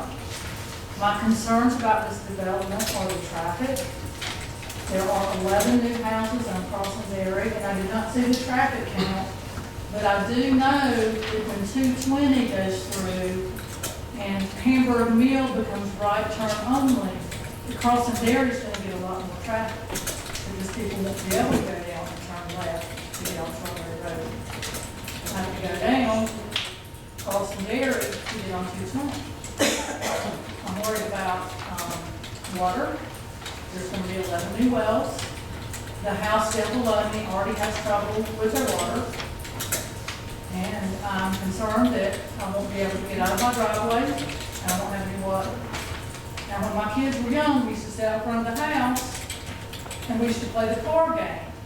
That's where everybody chooses a car color, and the one that goes down the street with the most number of cars wins. Well, we would be up in the hundreds by now with my children. They would be able to count. We need calculators to count the number of cars. I cannot get out of my driveway in the morning now. I can barely make it home because of the traffic. And there's going to be 11 more houses, each with a 2-car garage, 22 more cars, right there on my street when I'm trying to get out of my driveway.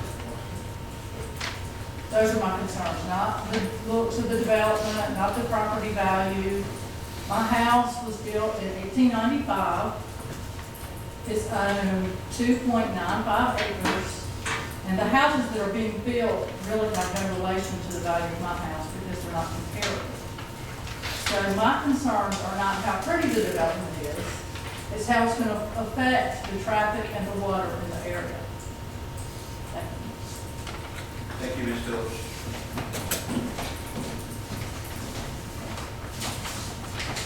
Is there anyone else that would like to speak against the rezoning? Anyone else? Okay, so we'll close the town public hearing, and now the council will have an opportunity to discuss any questions. Unless the developer wants to rebut anything. Oh, I'm sorry. Yes, you're correct. I just want to make sure you all have had a chance to write and listen to read the letter. I know it's pretty powerful. It's the guy that lives right in the wedge between the two arms of this. His name is, I'll just read this to you briefly. I don't want to. My name is Matthew Griffith, and I'm wife Melissa, and our 2 sons live at 5158 Carlsonberry Road in Summerfield. Our property is a rectangle that's surrounded on 3 sides by the property that Bill Yearns is purchasing in the district that it's described, and is unmistakably the most affected, and unmistakably most affected by this transaction. I must say that I am sad to see the property changing from farm fields to housing development. I do understand the price and the right to sell the property to someone who will ultimately buy with the intent to build and profit from that. I have had the opportunity to meet with Mr. Yearns and talk with him, and he has done a great job in making concessions that don't devalue the property values of myself and my neighbors' homes. I feel that if property is going to be built around me, that I must prefer a gentleman such as he to do the building as I can't imagine another builder taking the effort that he has to accommodate myself and my neighbors while building homes that will coexist well with our own. So Mr. Yearns does have my support. Mr. Yearns? Any other rebuttals? Yes. For?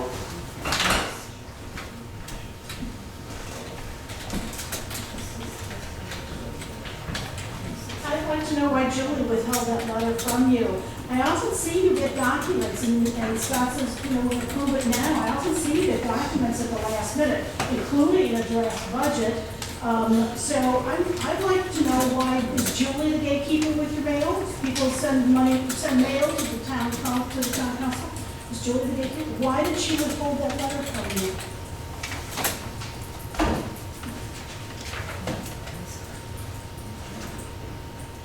Why was the letter withheld? That's a good letter. They should have had that information. Yes, ma'am. It was delivered to us. It's actually- It was emailed up to us this afternoon late. We made copies of it. We brought them. They think things at the beginning of the meeting all the time. Thank you, Sam. Any other pro rebuttal? Okay, any rebuttal against? Any rebuttal against? Okay, now, we'll close the public hearing and we'll hear from the council. There was a question, Mr. Mayor, about the letter that the developer read, and this is a legislative rezoning. You can do that. You can give it however much importance you want. I'm sorry, but I was under the impression that you have said before that we can't take things like that into consideration when we're considering designs. You cannot, the legislature or something. Oh, because I've also heard that before, that someone can't stand and speak on behalf of someone else. You can read the letter, but I would say give it the weight that it deserves. I mean, the gentleman wasn't here, so it's up to you whether you give it any weight. Okay, thank you. Any other discussion? I have some questions. Sure. Mr. Aaron, how many houses can you put on that property as it stands? Right now, there's 9 acres in Tier 4. So that's 9 houses. And there's 9 acres in Tier 3. That's 3 houses. So that's 12. So now, not all of those 9 acres, the 5 acre tract that I showed you is zoned agricultural. So right now, if it would just did it straight RS40 like it's already zoned, I don't know, I'd have to do the math, but I don't know, 10 or 11, or maybe 12, I don't know. 10 or 11 on the RS40 or the entire? Well, on the RS40, there's 12 acres. Okay. So then you get 10% open space. Okay. So that's 11 houses, I guess, or 10 houses. And then on the agricultural part? Well, that's, I don't know, how many, that's 5 acres agricultural. So I don't know how many, so I could do close to 11 new houses as is, but maybe not quite that much. But it was really boogered up. I mean, you had lots all over the place, and it wouldn't be a cohesive subdivision. Okay, and if your zoning is approved this evening, are you actually obligated to build, somebody answer this to me, the way this site plan is shown? Site plan, unless there's some reason to modify it, if it's a minor modification, for example, let's say that when the health department evaluates the soils, we need to tweak a lot or two to get the right square footage on this one versus this one a little bit, that's no problem. If there's a minor, or excuse me, if there's a major revision to this site plan, they have to come back to the planning board and to us. Okay, so what if Mr. Jones gets his zoning and decides that he's not going to build these houses, he's just going to sell these lots off to somebody else to build? Can that be done? The conditions that exist are part of this approval. Well, we know. So if he did, which he has indicated he isn't, but if he did, they would be obliged to meet those same conditions. Okay. Exactly. The conditions run with the land. Okay. That's it. And my other, well, not my other question, since you're bumping the open space back on Carlson Dairy Road, then what's going to happen? Whole plan will shift back 25 feet. Okay, so lot 1 and lot 11 will be smaller? Everything, no, the whole cul-de-sac, the entire road will just be pushed back. Oh, I see, everything Yes, will be ma'am. pushed back. Okay, so you're not just pushing the open space. Okay. That's all I have. I have a question. In terms of, I see you made a lot of nice concessions, and that's great. Was there any thought to giving some kind of lighting, that's uniform lighting down the streets that would make this? They'll be decorative street lights. And there'll be a full cutoff in some of the street lights. I had a question about the wells, so it says individual wells for Yes, ma'am. pickups. And why did you choose to use individual wells versus the community wells? You can't do a community well on just 12 lots. I mean, it just doesn't make sense. It's not so expensive and so, I mean, it just doesn't make sense. Your condition number 4 says all dwellings will have a 2-car garage, and you just said right now, if I'm correct, that they'll be side loaded, Yes, ma'am. but it doesn't say that in the conditions. does it need to say it in the conditions? Yeah. Well, You it's just said. add it, change the wording on it if you choose to, and when you make your motion, make sure that you mention that it incorporates that change. Okay. And, no above ground is, are you gonna have covenants or Oh, homeowners yes, ma'am. association? Yeah. Those are all part of the legal. Okay. And all those conditions will be not only conditions of zoning, but they will be in the covenants. Okay. Thank you.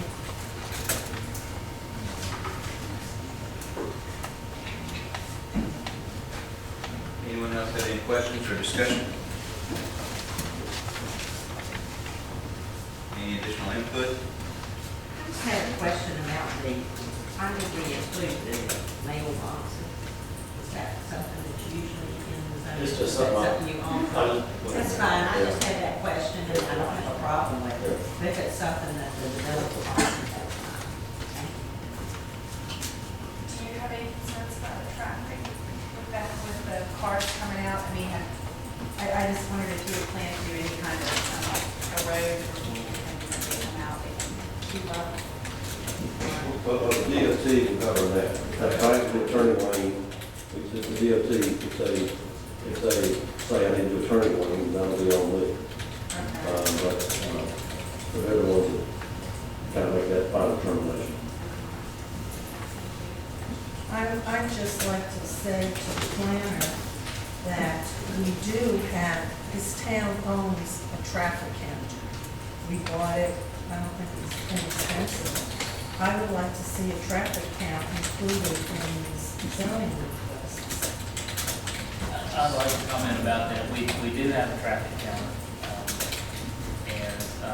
Normally, a municipality would rely on DOT numbers for that. We have all the traffic counters.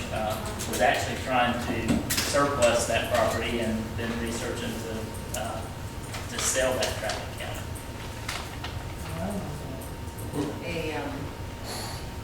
The NCDOT maintains a database and does accounts on all account and an evaluation of all streets that are within its distribution system. In other words, all state roads. And in this community, we have assigned the responsibility for the roads to the DOT rather than to accept power money and take care of the maintenance ourselves. So for example, on this earlier rezoning today, I had contacted them, the district engineer yesterday, and they had people out there today because some of the neighbors had expressed concern during the zoning hearing that there was a dangerous curve and that there was a dip in the road, and so I met with the engineer on the telephone. He had people out there today.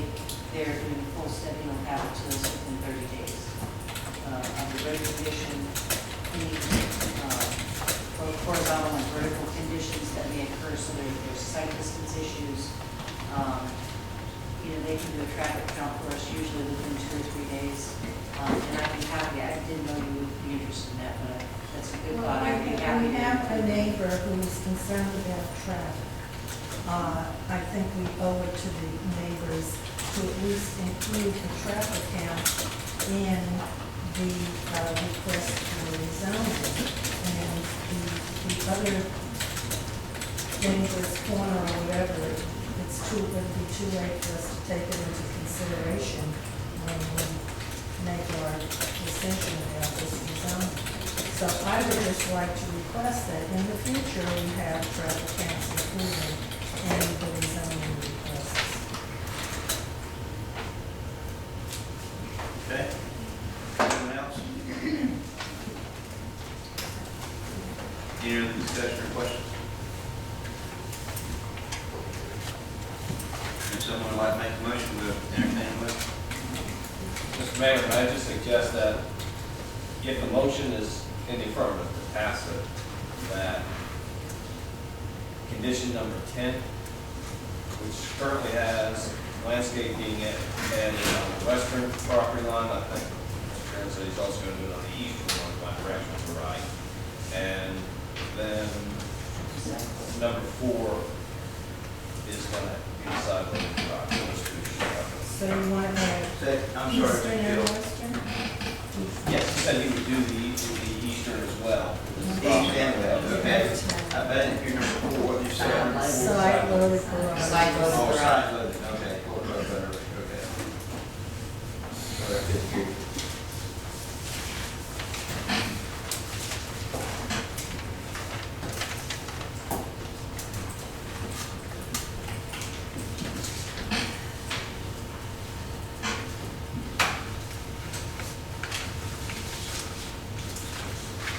I'll attempt to make the motion.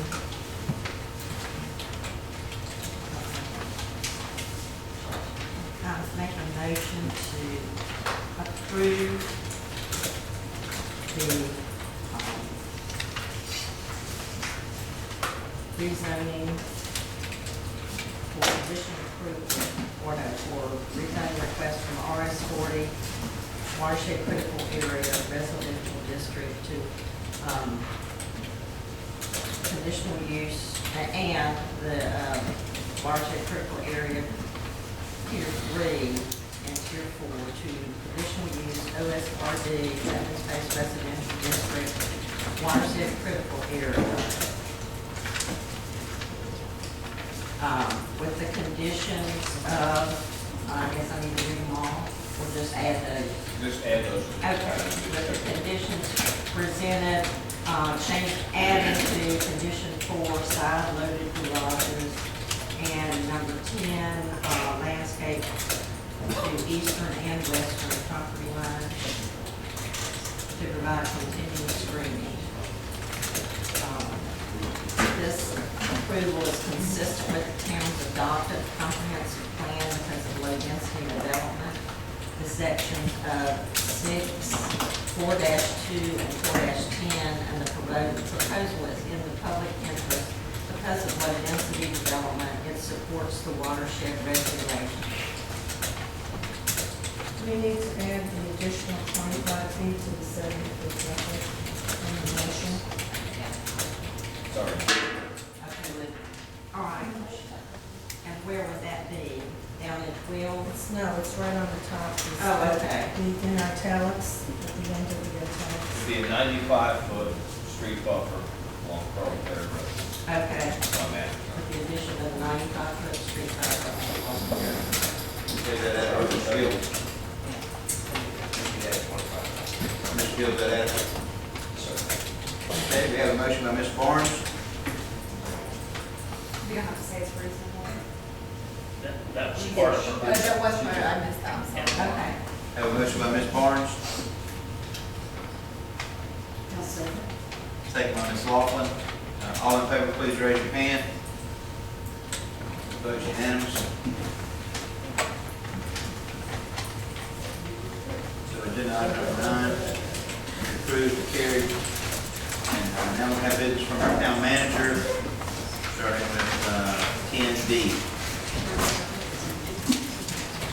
This item concerns committee reappointments, specifically for the finance and public safety.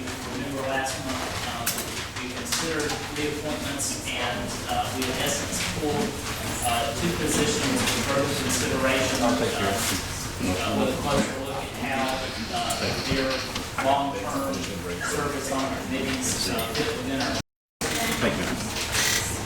And specifically, we have, with the Finance Committee, we have 8 positions available.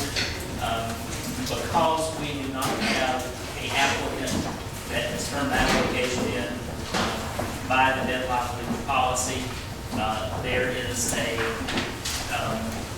portion of the associated, this is under the general rules and procedure for Summerfield committees, that refers how you can deal with that situation.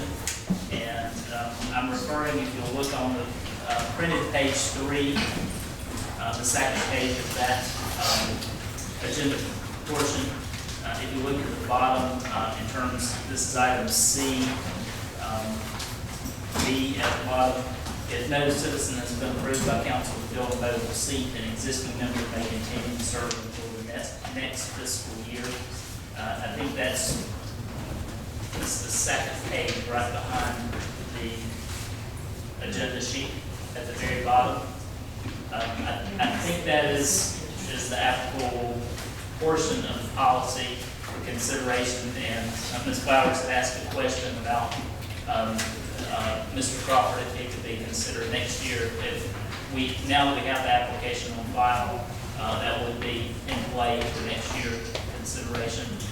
And so we have two. It would probably be best to break it down unless you want to group these together. We have this position for Finance Committee. We also have a position, a long-term service position for our Public Safety Committee. And that position has similar circumstances. We do not have another applicant basically waiting in the wings for that position. And the request is that you can consider those two reappointments of those existing members. Well, hold on, they can't be reappointed for the 2-year term. No, that's what I was, yes, I was just saying that's why I was referring you to that portion. They can, because there was no other candidate. Now, he's still a fiscal year, because he is outside his term limits. Right. He is ineligible to be reappointed for 2 years. Now, if no one comes along in the next year, wants to serve on public safety, he can be reappointed. Is that For another fiscal year, For yes. another fiscal year, okay. Yes. I'd like to bring up a point just as for a discussion point for the council. So consider, I think that term limits on committees is very important. I believe in term limits outlined in our O-2008-002. But I'm just wondering, and that brings the point that citizens come in with fresh ideas, new perspectives, and that's what's, I think, the point of having rotations and term limits. But I was just wondering, in two of the committees, such as Public Safety and History, those two committees, very valuable knowledge is lost when we have rotations. And I'm just wondering if the council would consider a policy change and having 2 seats that kind of are on a perpetual knowledge base of individuals, such as people on the historic, because it makes a continuity from way back, like for Mr. Hall's scenario, or someone else on the historic committee. Now, I'm just throwing it open for a discussion. I'm not asking for anything specific, but in this particular case, we may lose a very valuable asset of knowledge without having a seat that could be kind of or 2 seats perhaps. There's 12 people in public, right? Committee. So if there's 2, we still have 10 others that rotate out for the citizenry, but we don't lose the continuity of the knowledge base. It strings along with Mr. Hall, for example, and other people, say the historic committee. I just wondered what the council might think about something along that line. It would be a policy change, but what do you all think? Does the history committee have a limit on how many members they have? The History Committee is actually an odd committee in that it doesn't have an ordinance that established it. Okay, so it has no term limit per se. It's not subject to the same parameters as the other committees. So in other words, the O-2008-002 Summerfield Committee's general rules does not apply to history. Is that correct? Okay. So then let me withdraw that this discussion point, take history out, but maybe public safety. It does apply to this. Yes, it does. This ordinance, Mr. Adams, does indeed apply to it. That's kind of the way I read it. Yes, it's all committees, it's the zoning board of adjustments exam. Doesn't matter if the committee was appointed by an ordinance. This is the ordinance that governs the committees. Okay, so But it it doesn't have its individual, it doesn't have an established committee that appoints the term limits, was what I was looking at. Well, what's interesting about the first sentence, the purpose of this, the 002 Summerfield Committees ordinance, it has, says committees with the exception of the zoning board and the board of adjustment. So it takes those 2 out. But in the way I read it, all other committees fall within this particular. That's correct. Can you tell us why the zoning and board of adjustments was taken out? Well, they're statutory boards, first and foremost, that are appointed by council. And get the specialized knowledge, I think there was a consideration that we don't want to lose folks from the zoning board that have all this wide, broad base of knowledge. And that's certainly understandable. And to Mr. Adams' point, I'm really torn on the term limits too, because I'm very much for. Just point of clarification, I mean, you're looking at the Board of Adjustment, that's a quasi-judicial body that makes a decision. And then the next avenue is for someone to go to court. So you need to have people who are very familiar with all the rules. Board of Adjustment is legislative recommendations. So they need to, it's different than the committee. So these have the force of law. That's what the difference is. And my point of discussion was not anything other than to the public and the historical. Yes.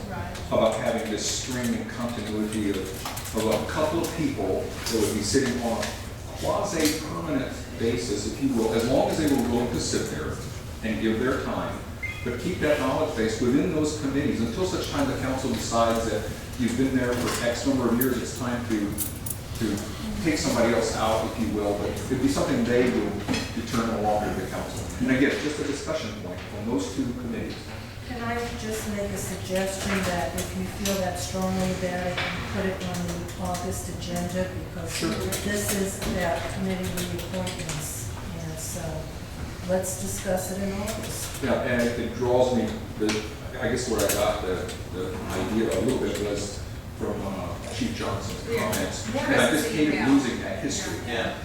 I mean, we got Mr. Halls there, he was a fire chief. Yes. I mean, he did have more knowledge. There's no reason why he couldn't have been reappointed. Okay, well, then I asked the city manager if he could include it on the agenda next time, see if we can have maybe a discussion of policy change, perhaps. Yeah, I was really torn on that, but going down that road may provide some options. Why wasn't he reappointed on this? There were no applicants to take his seat. I wanted a chance to look at the ordinance to be comfortable with my interpretation. Okay. Whether it's continuing fiscal year or one, it's really not clear. I figured, I knew it was because you need to give us a little. So, I'll be happy to make a motion on Mr. Stafford that he be reappointed for the rest of this fiscal year to serve on the Finance Committee. Motion by Mr. Flowers, Second. second by Mr. Adams. All in favor, please raise your hand. Okay. And I'll make a motion to reappoint Rick Hall to the Public Safety Committee for the rest of the fiscal year. Motion by Ms. Flowers. Second. Second by Mr. McClellan. All in favor, please raise your hand. Thank you, it is unanimous.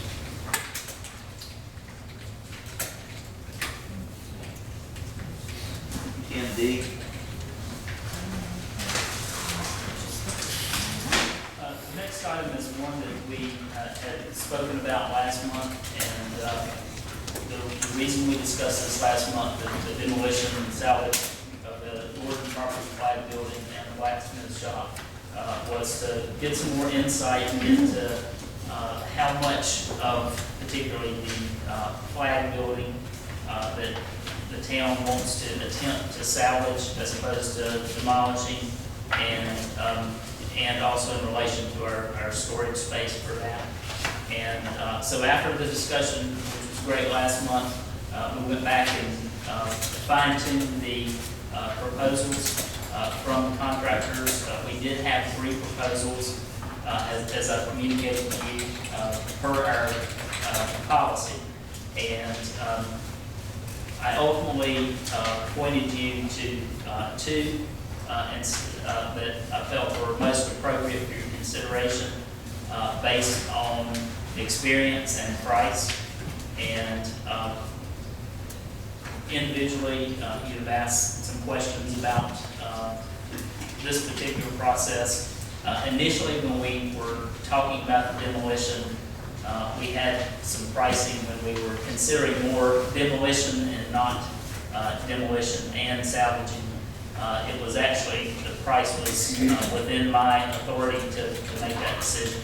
The pricing that you have, and I've given you one contractor's proposal, DH Griffin, and their subsidiary company that would be most appropriate, Dairy, and I've given you their proposal that totals $20,586. I've given you another proposal from Anthony's Grading and Hauling that totals $11,500, and those are the two that I'm recommending for consideration tonight, and be glad to answer any questions particularly about those. What is D.H. Griffith doing that Anthony is not doing for the difference of $10,000, $11,000? From a strictly scope of work aspect, they will be completing the mesh app environmental demolition request form that goes to Raleigh. And for $10,000, they're completing? Well, that's certainly not what they've assigned to that part of the scope of work, because that is a relatively minor in the scheme of things, what we're doing, relatively minor aspect. That's just the one distinguishing characteristic besides the price between the two proposals. Okay, so. And we got the references on Anthony's. Yes. Very good, that reference, excellent references. I just wish you had supplied the third estimate. Well, I did send that when you asked about it today. I did not present it to you originally because it was higher than Anthony's. It was in the middle, and I thought based on the level of experience between the lowest price, Anthony's, and the third, which was Kim Law, the outfit that did the renovations on the town hall. I thought Anthony's was the more specifically better suited for this particular work. So why should we use D.H. Griffith for $20,000? In your opinion? Well, I'm not specifically recommending that you do, but I do know that under this demolition will have a lot of scrutiny.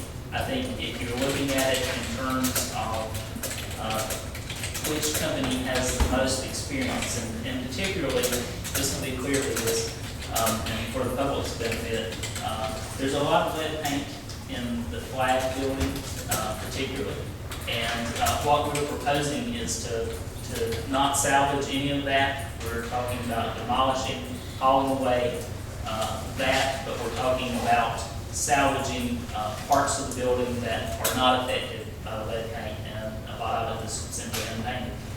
And it's really not an environmental issue to a large degree. The lead paint's not, because what happens is either demolition company with that lead paint tainted, if you will, material, they'll be taking that to a lined landfill, and that's pretty simple for either one of the contractors to do. The distinguishing characteristic has to do with how the contractor deals with the salvaging part. It's really more of an OSHA matter than an environmental lead paint matter. And to answer your question clearly, D.H. Griffith and Dairy is a more, in relation to OSHA and their training, a more proven contractor.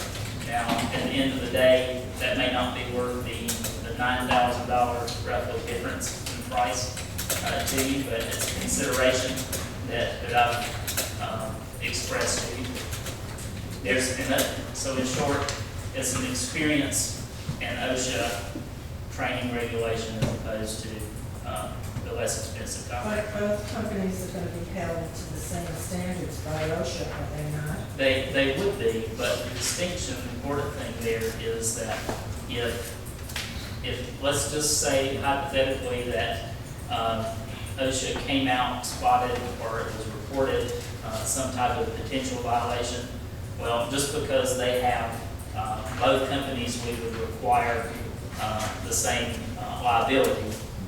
We don't just, that doesn't just assign the full liability to the contractor. We would also be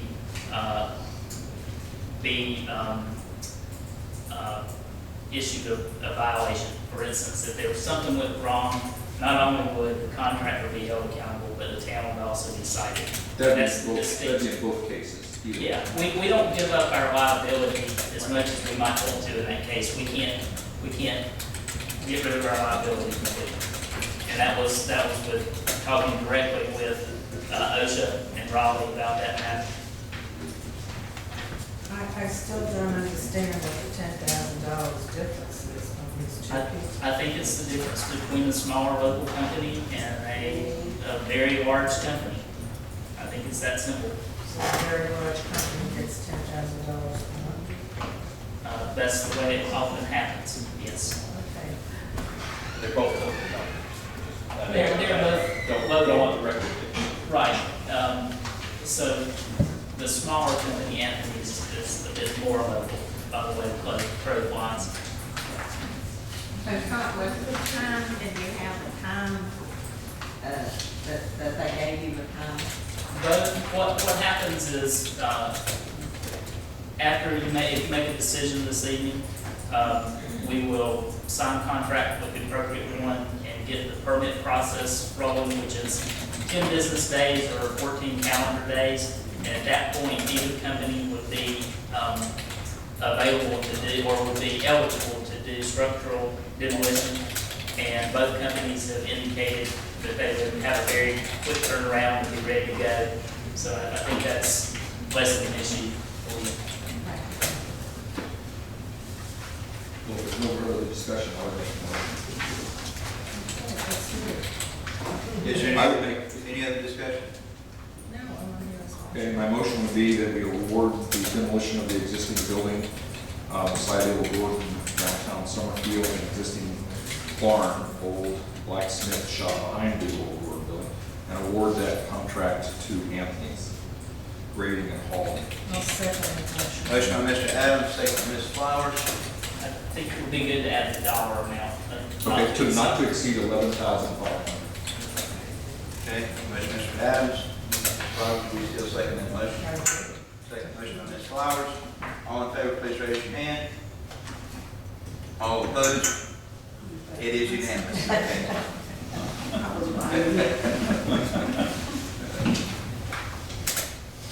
Okay. Next is 10E, Finance Committee recommendation for investments. This is something we have talked about for some time. The Finance Committee has been acting on different recommendations. It's been heard from the public and heard from the council. And we specifically had a meeting, Finance Committee meeting on June the 16th. And at that evening, additional rates and information had been requested, was provided to the Finance Committee. Ultimately, after a lot of discussion about, especially in relation to our cash management investment policy, a recommendation came from that. And I'm going to turn this over to our finance officer to talk a little bit more specifically about the recommendation and also an additional recommendation that we want to offer up to you for your consideration. Finance Committee recommended is one sheet here on your second page, to invest in the Bank of North Carolina for the CEDAR program, $1 million for 1 year. The rate, as of the week that we were discussing it, June 16th, was 0.55. The Bank of North Carolina has said today that the rate has increased to 0.65. So that would be a small increase, 100. also, the Bank of North Carolina, a $3 million CD through Cedars program. And the Cedars program is FDIC insured up to $250,000. So, 3 years at the rate of 1.25 for a total of 37.5. So the total interest projected for that year for next 2014-15 will be $44,000 instead of $43,000 that we have in the sheet. And that 1.25 is still the going rate? No increase with that. How long? 3 years. 3 years. In the next section, as we were shopping, trying to call around and find rates for other public funds for CD rates, we did find that Wells Fargo would offer a money market rate of 0.3 as opposed to the Newbridge Bank, which now is only 0.15. If you contact Newbridge Bank to see if they would be willing to match the Wells Fargo rate, and they said that they absolutely could not because of the public funds and the collateralization requirements. So they are aware that, we would, if this were approved, we would probably be moving our larger money market from Newbridge to Wells Fargo. So that would be $10,500. So the total for the investment earnings for 2014-15 would be $54,500 if this were approved. The page behind it was what was presented to the Finance Committee as far as the 9 banks that were called requesting information for CD rates, which was at the request of the Finance Committee. And from that, the Bank of North Carolina, at that point it was 0.55, now 0.65, 1 year, and then the 3 years, 1.25. After much discussion of CD rates, treasuries, commercial paper, agencies, safekeeping fees, things of that nature, it was decided that the recommendation would be for this. What is this little box down on the bottom? That was just the Bank of North Carolina. We were a little concerned that our existing CR rates was joined on June 26th. So we were thinking of actually, asking for like a 4-week or 13-week, whatever, just an interim until council can make a decision. But as it turns out, they have actually offered us a rate of 0.60 on money market, just until the funds can be reinvested if the decision is made tonight to reinvest in the senior program for the Bank of North Carolina. So they've been very good to work with. Well, thank you very much. Getting that. Any discussion? Just to Have be, something to say? I'm going to make a motion. We accept. She leads into the motion. That we accept the Finance Committee's recommendation for the CD program of the Bank of North Carolina and invest these monies rapidly. I'll second that motion. Motion by Mr. McClellan, second by Ms. Flowers. All in favor, please raise your hand. It is unanimous. Motion carries. now, just to be for clarity, that was specifically in relation to the Finance Committee's recommendation. Did you mean to include or not include the additional recommendation from myself and the finance officer about the money market? That's the second part, if you look at that. Yes. Yes. Okay, okay, Including both of them. all right. Is that fine, Mr. Hill? We need to redo that? That's fine. Okay.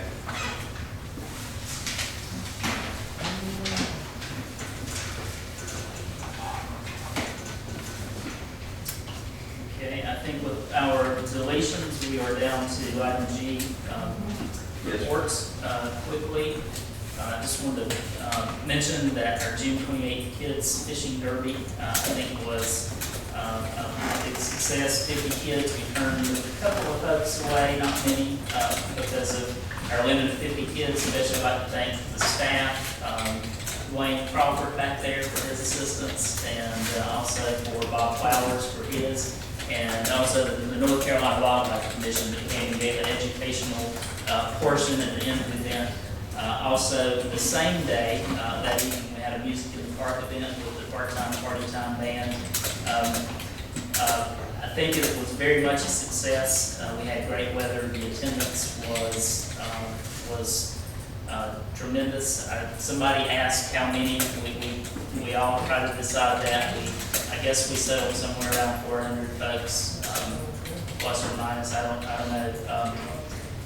We also had a lot of positive comments from citizens, specifically about more music in the park events. When will we do it next? I told them not until September, according to our budget, but we do have another one planned. There was even one request for movies in the park. Thought I'd pass that one along too. That wasn't for my wife.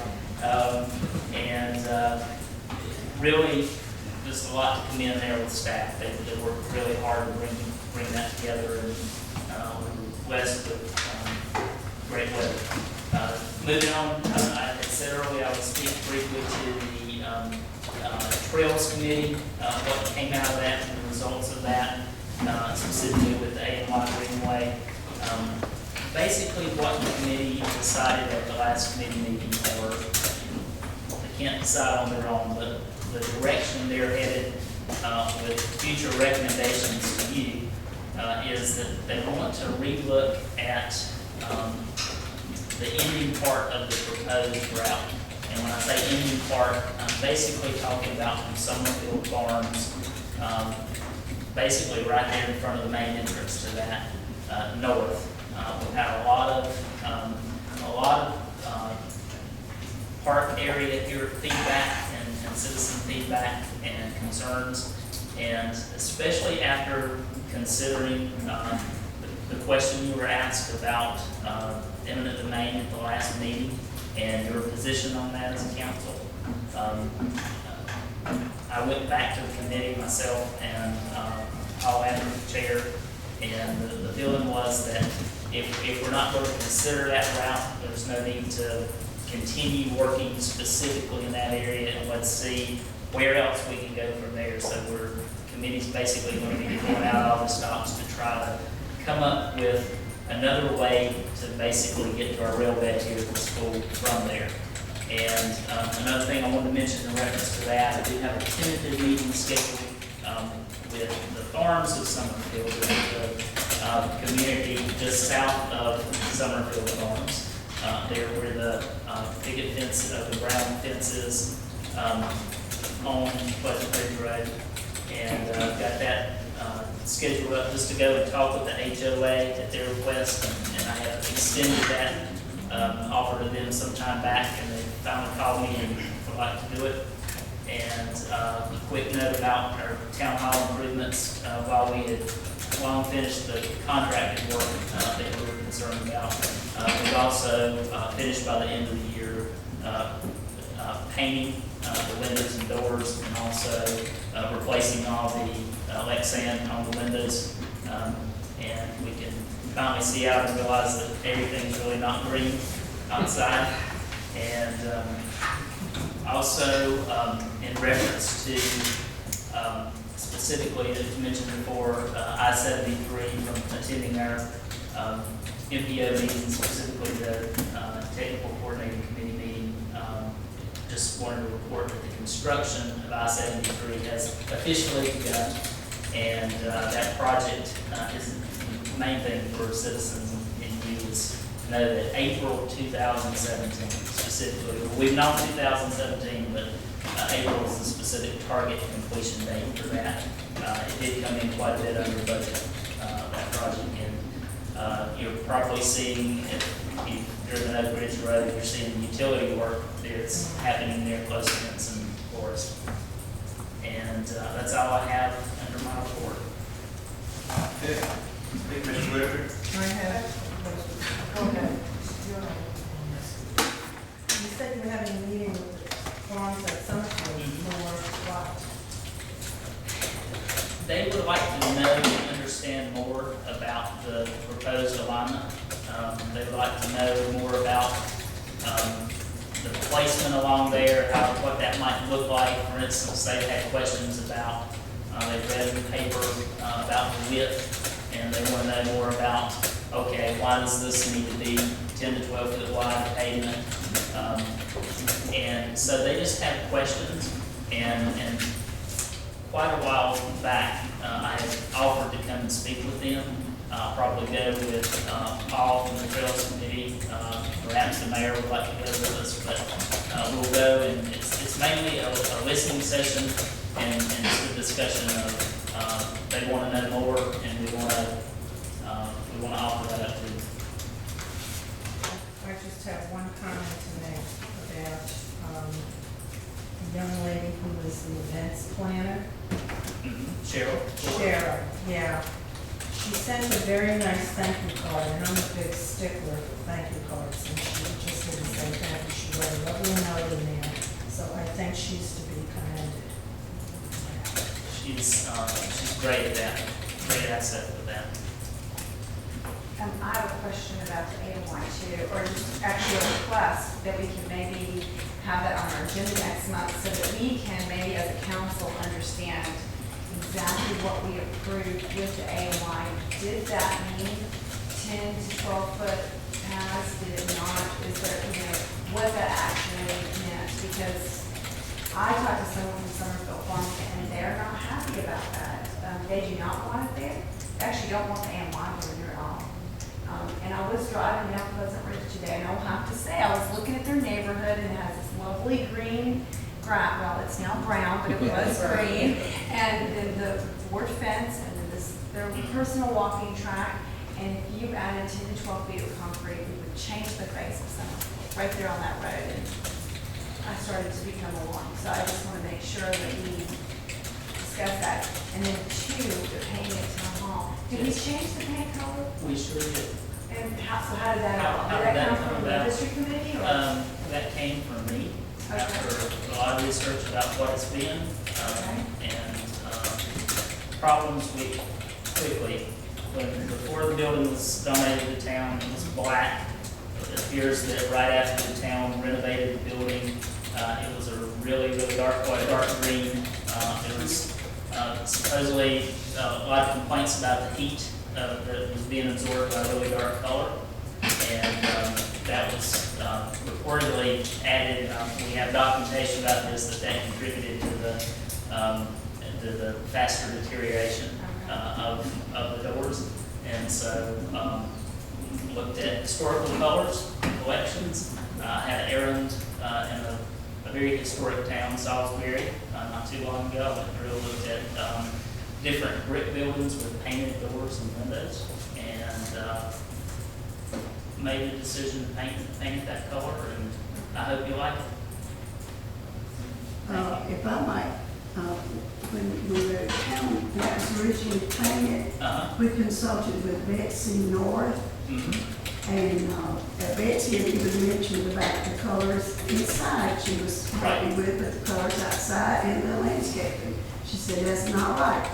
But they went ahead and did it because it was convenient and everything. But, and she did have questions. That slate color up on the wall is one of the colors of the period, I think, that you picked for the door. And that was also picked in very much in relation to the town color, which is a Sherwood green that's inside, to coordinate with that color. And I did some research.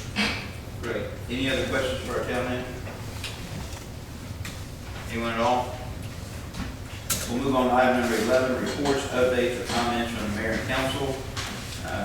I would like to speak to the town hall renovation, and I think the expected proposed budget there originally was like $400,000, and we came in for a substantial amount lower. Everything roughly 30. I don't have the exact numbers, but our contract for the waterproofing and exterior, the work that was scheduled to be done was $23,600, I think, this past year. And then we spent a little bit additional rebuilding the vents and the attic that had been eaten away by animals, painting and doing the wet sand, which we had also budgeted for. I think they did a great job in terms of renovating town hall. It looks, it really looks nice with the new landscaping and stuff around there. It's very beautiful. I did have an opportunity to go to the fishing derby and I had a ball, and but there Mr. Flowers had a ball, and Mr. Crawford. But those kids, 50 kids, and the wildlife lady brought pictures. And she held the pictures and she said, okay, when I show you the picture, tell me what kind of fish it is. And I thought, well, nobody's going to know the answer to any of this. And she turned those pictures around, and I mean, before she could get the picture turned, every one of those kids was yelling out what kind of fish it was. But did you know? I had no clue.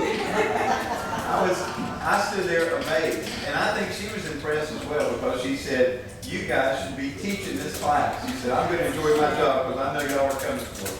But, I mean, they were really, really into it. They took it very seriously. Families came out to sit behind them and support them while they did their deal, and it was a great time. It was a great time. So I think that was excellent.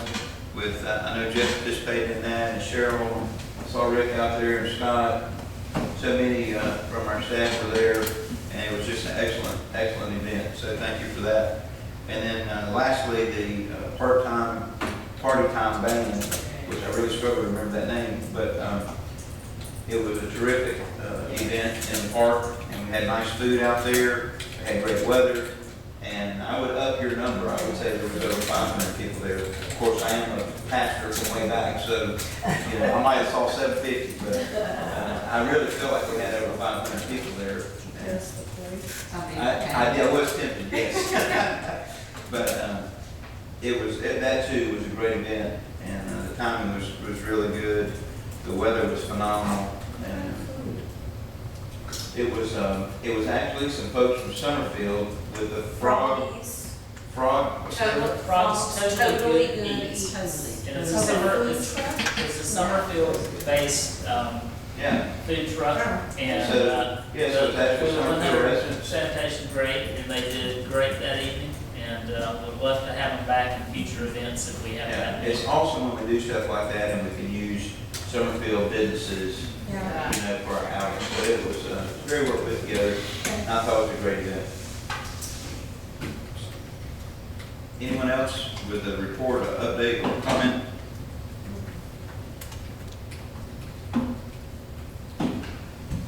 It's like when the next MPO meeting is.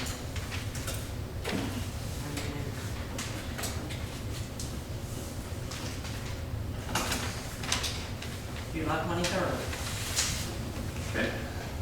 The next MPO meeting is July 23rd. And they we made a bunch of different decisions at the last one.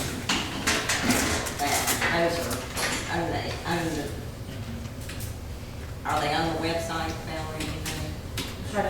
The MPO reports. Do y'all just get them? The ones that you had passed along before. Right, okay, then we had some that, whatever it was, I'll send it to you, so they'll be available if anybody from town wants to go and look at them. Just had a little report that they send out of what we do. But that is all sent out to all the towns that we get, by the staff, so it should go directly to you. Are y'all getting them on council? I get them. Yeah. I get them. That's about all I have. Okay. Anyone else? Thank you, Ms. Barnes. Okay, then we'll move past item number 12 that we've just moved to August, and then move on to item number 13, other business. I had just a couple items on other business. One was I wanted to ask Mr. Hill, how is the status on our development for Greenlight? Thanks for asking. We are not on the schedule on one. I took 30 days. I apparently underestimated. Julie and I met. We've worked on preparing them for meeting again Thursday. Where would I put us? I would put us about 25% through. Wow, that's a slow process. What we're doing is comprehensive. I mean, we're Are y'all taking some notes tonight, yes. Thank you. Yes. Are you doing Because I what, would, Elizabeth? I said, are you taking some notes at the zoning hearing tonight? Because I think a lot of great information kind of came out that we need to incorporate, so. And just so clear, I mean, We may be further ahead than that, but the big chapters, you know, the operative chapters 3 and 4 in there. And we haven't tackled that yet, so that's what we're worried about, is how long that's going to take us. We're meeting Thursday, we're going to meet at least once or twice a week until we figure it out. I don't care how long it takes, as long as it's done right and we don't have what we've got last. Yeah, and there's no ambiguity or as little as possible. Now this is the next component that I had just a question was, I just wondered in the ordinances, I heard tonight mention about clear cutting. I just don't remember reading stuff about clear cutting too much within our ordinances at all, where, and I'm not for more regulation, more policy, all that stuff, I'm not. But I'm just wondering if, you know, if somebody can just clear cut their whole property, it does eliminate trees that could ever have been there in the neighborhood. And do we have anything like that that stops or, and I hate putting regulation on it, but should that be considered somehow or other in the city or the town of Summerfield proper somewhere? I mean, if people want to clear cut their property? Yeah, and it's a fine line where people want to clear cut their property because it's an investment in wood. I understand all that, but then taking out all the trees that are part of our landscape of Summerfield just seems to me to be almost horrible. It's wrong. It just doesn't feel right to the I went out ambiance there of this afternoon, and those houses on Westcott where that clearing is being done, they're not leaving a buffer. It's sad. They're clearing up to the property line. That's the only buffers required is around stream beds. Do they have a state, do they have a state line? Include that in the new ordinances that they leave a buffer when they clear cut? Yeah. Or there's a process where they, I mean, there's no way we can require they can even, there's a permit that they pay for it, or, I mean, it's I just. think you got to look also at the lights of the people. Yeah. It's a fine line. I think it's right. Right, the problem you run into is, if I own that property, you know, property now, I've got the trees on it, we pass an ordinance in 2 months or 3 months. You can't, you know, can you retroactively tell me that I can't do what I could do now? We would have a problem with that. We'll certainly look at it. And I'm not saying that, I certainly don't have an answer. I just like heard that tonight and it alarmed me. Yeah. Can I make a comment, because we're getting ready to timber our farm, we're not gonna clear that, you know, let me make that clear. But the state regulates a lot of that, and we work very diligently with a company who comes in and Selective cutting is different than clear they cut. mark, yeah, and I wonder if it's possible, I mean, we're agricultural, and I don't think you want to stop people from timbering because that's part of what we grow on our farm. But I wonder if there's not some sort of ordinances maybe for developments that might be, to stop somebody. Of course, this piece of property is not rezoned, so they just clear it before they rezone it. Mr. Crawford? That would probably be, and following with James' line of comments there, that would be something that should be built into the subdivision that's adjoining a piece of property that might be clear cut. If they're gonna have a buffer, they need to build it into that subdivision, because you can't control what the next person on the next subdivision does. That would have been the logical thing to do. And, you know, the horse is out of the barn now. Or you can go to the owner and say, I'll give you X dollars for right to not clear cut a buffer next to our subdivision. I mean, they could have bought that right. That's another way to handle that. You know, it's done now. Can you do what he's saying? You can buy rights to, Can you buy rights in their ownership to leave the trees? yeah. But if all of a sudden you see things shaking and they're going down, Too then late. there's no recourse, it's too late. So that's what I'm saying, is there any way we can maybe change some of that, where a property owner can say, oh, I don't want that to go, I'll pay you for it. You know, if people don't care as long as they get the money, you know, they don't, I don't think they would care. Selective cut versus clear cut are so different.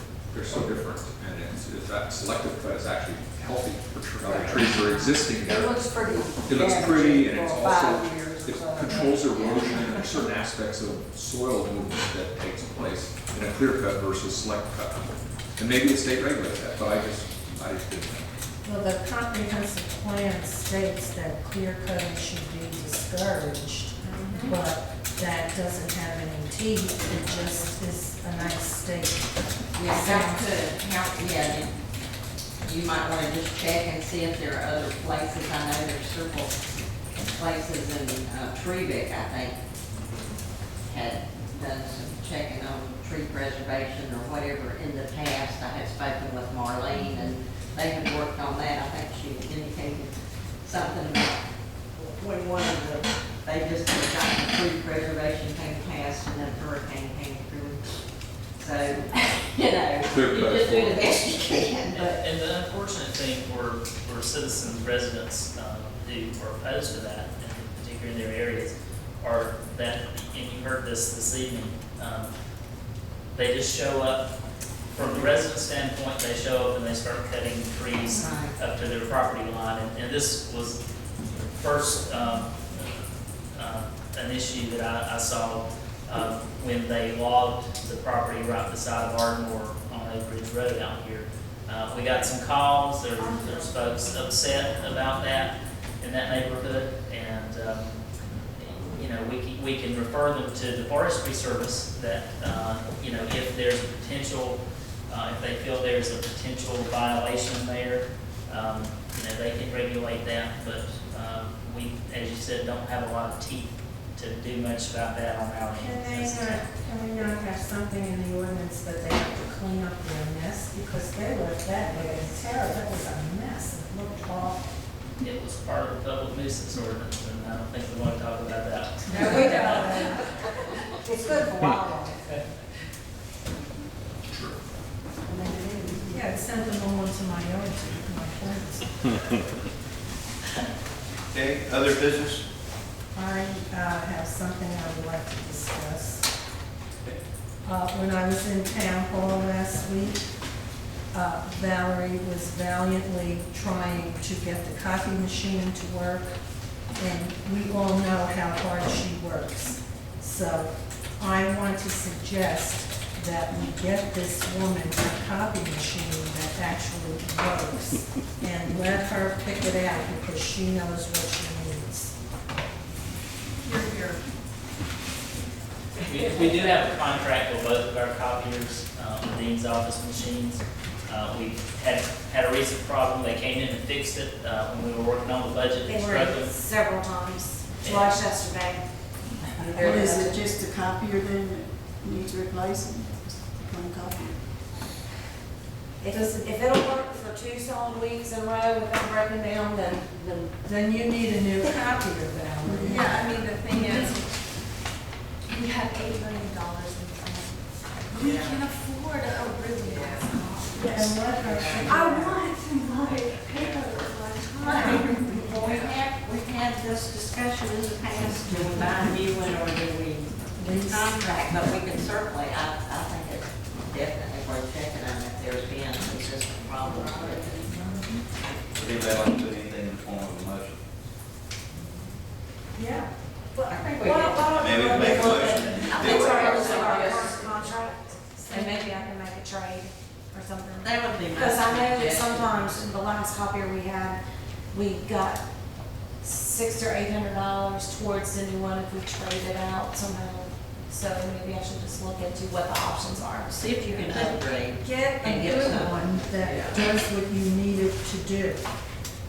Get the Cadillac of copiers. That's what And just a comment about that, Jen, often I'm a proponent of purchasing your own equipment instead of leasing something like that. But copiers are complicated, especially high functioning copiers like workhorse copiers like we have.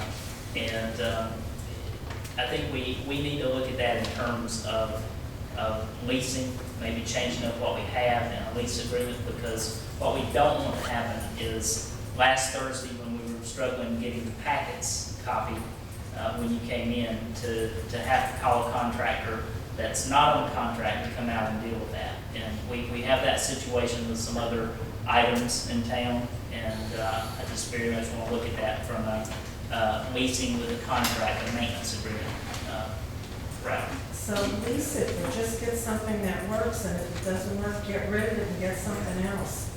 It's ridiculous. This poor woman is in there just trying to make a copy machine work and do 20 other things at the same time. Stop stressing out. She is the ultimate multitasker. And what about the scanner? That's part of the copy. It's just all in one piece of equipment. Just deep six it and get something.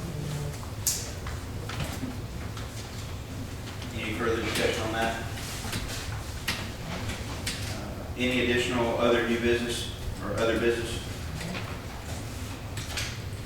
If there isn't, I would like to say, you know, my kids play with the SRA. The SRA has been what's going on at our park since the beginning, and I realize that there are folks here that have more experience in that relationship than I do, and that there have been some bumps in the road, some problems and some issues. But where we stand right now, and Mr. Wesley did say this, but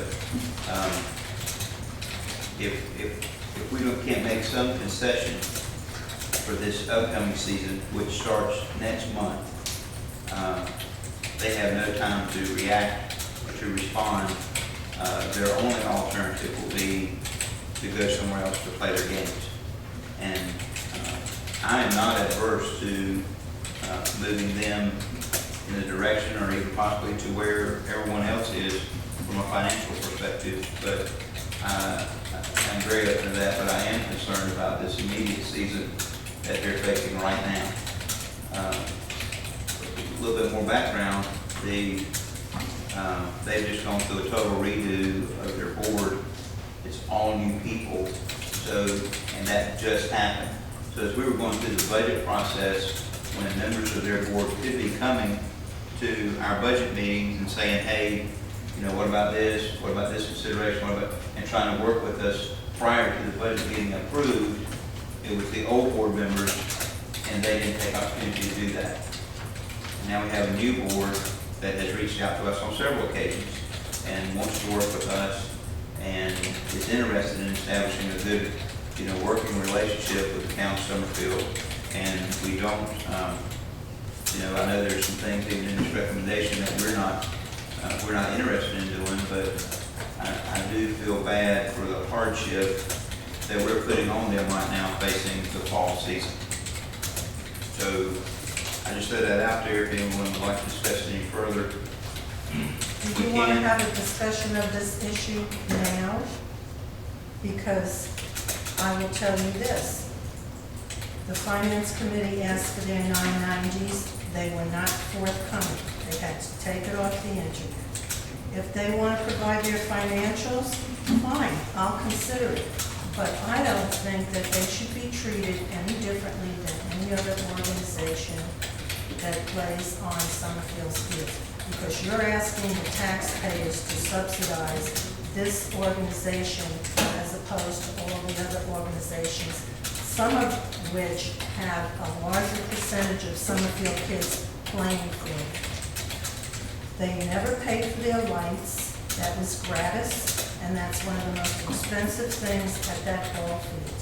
I don't think that it deserves consideration.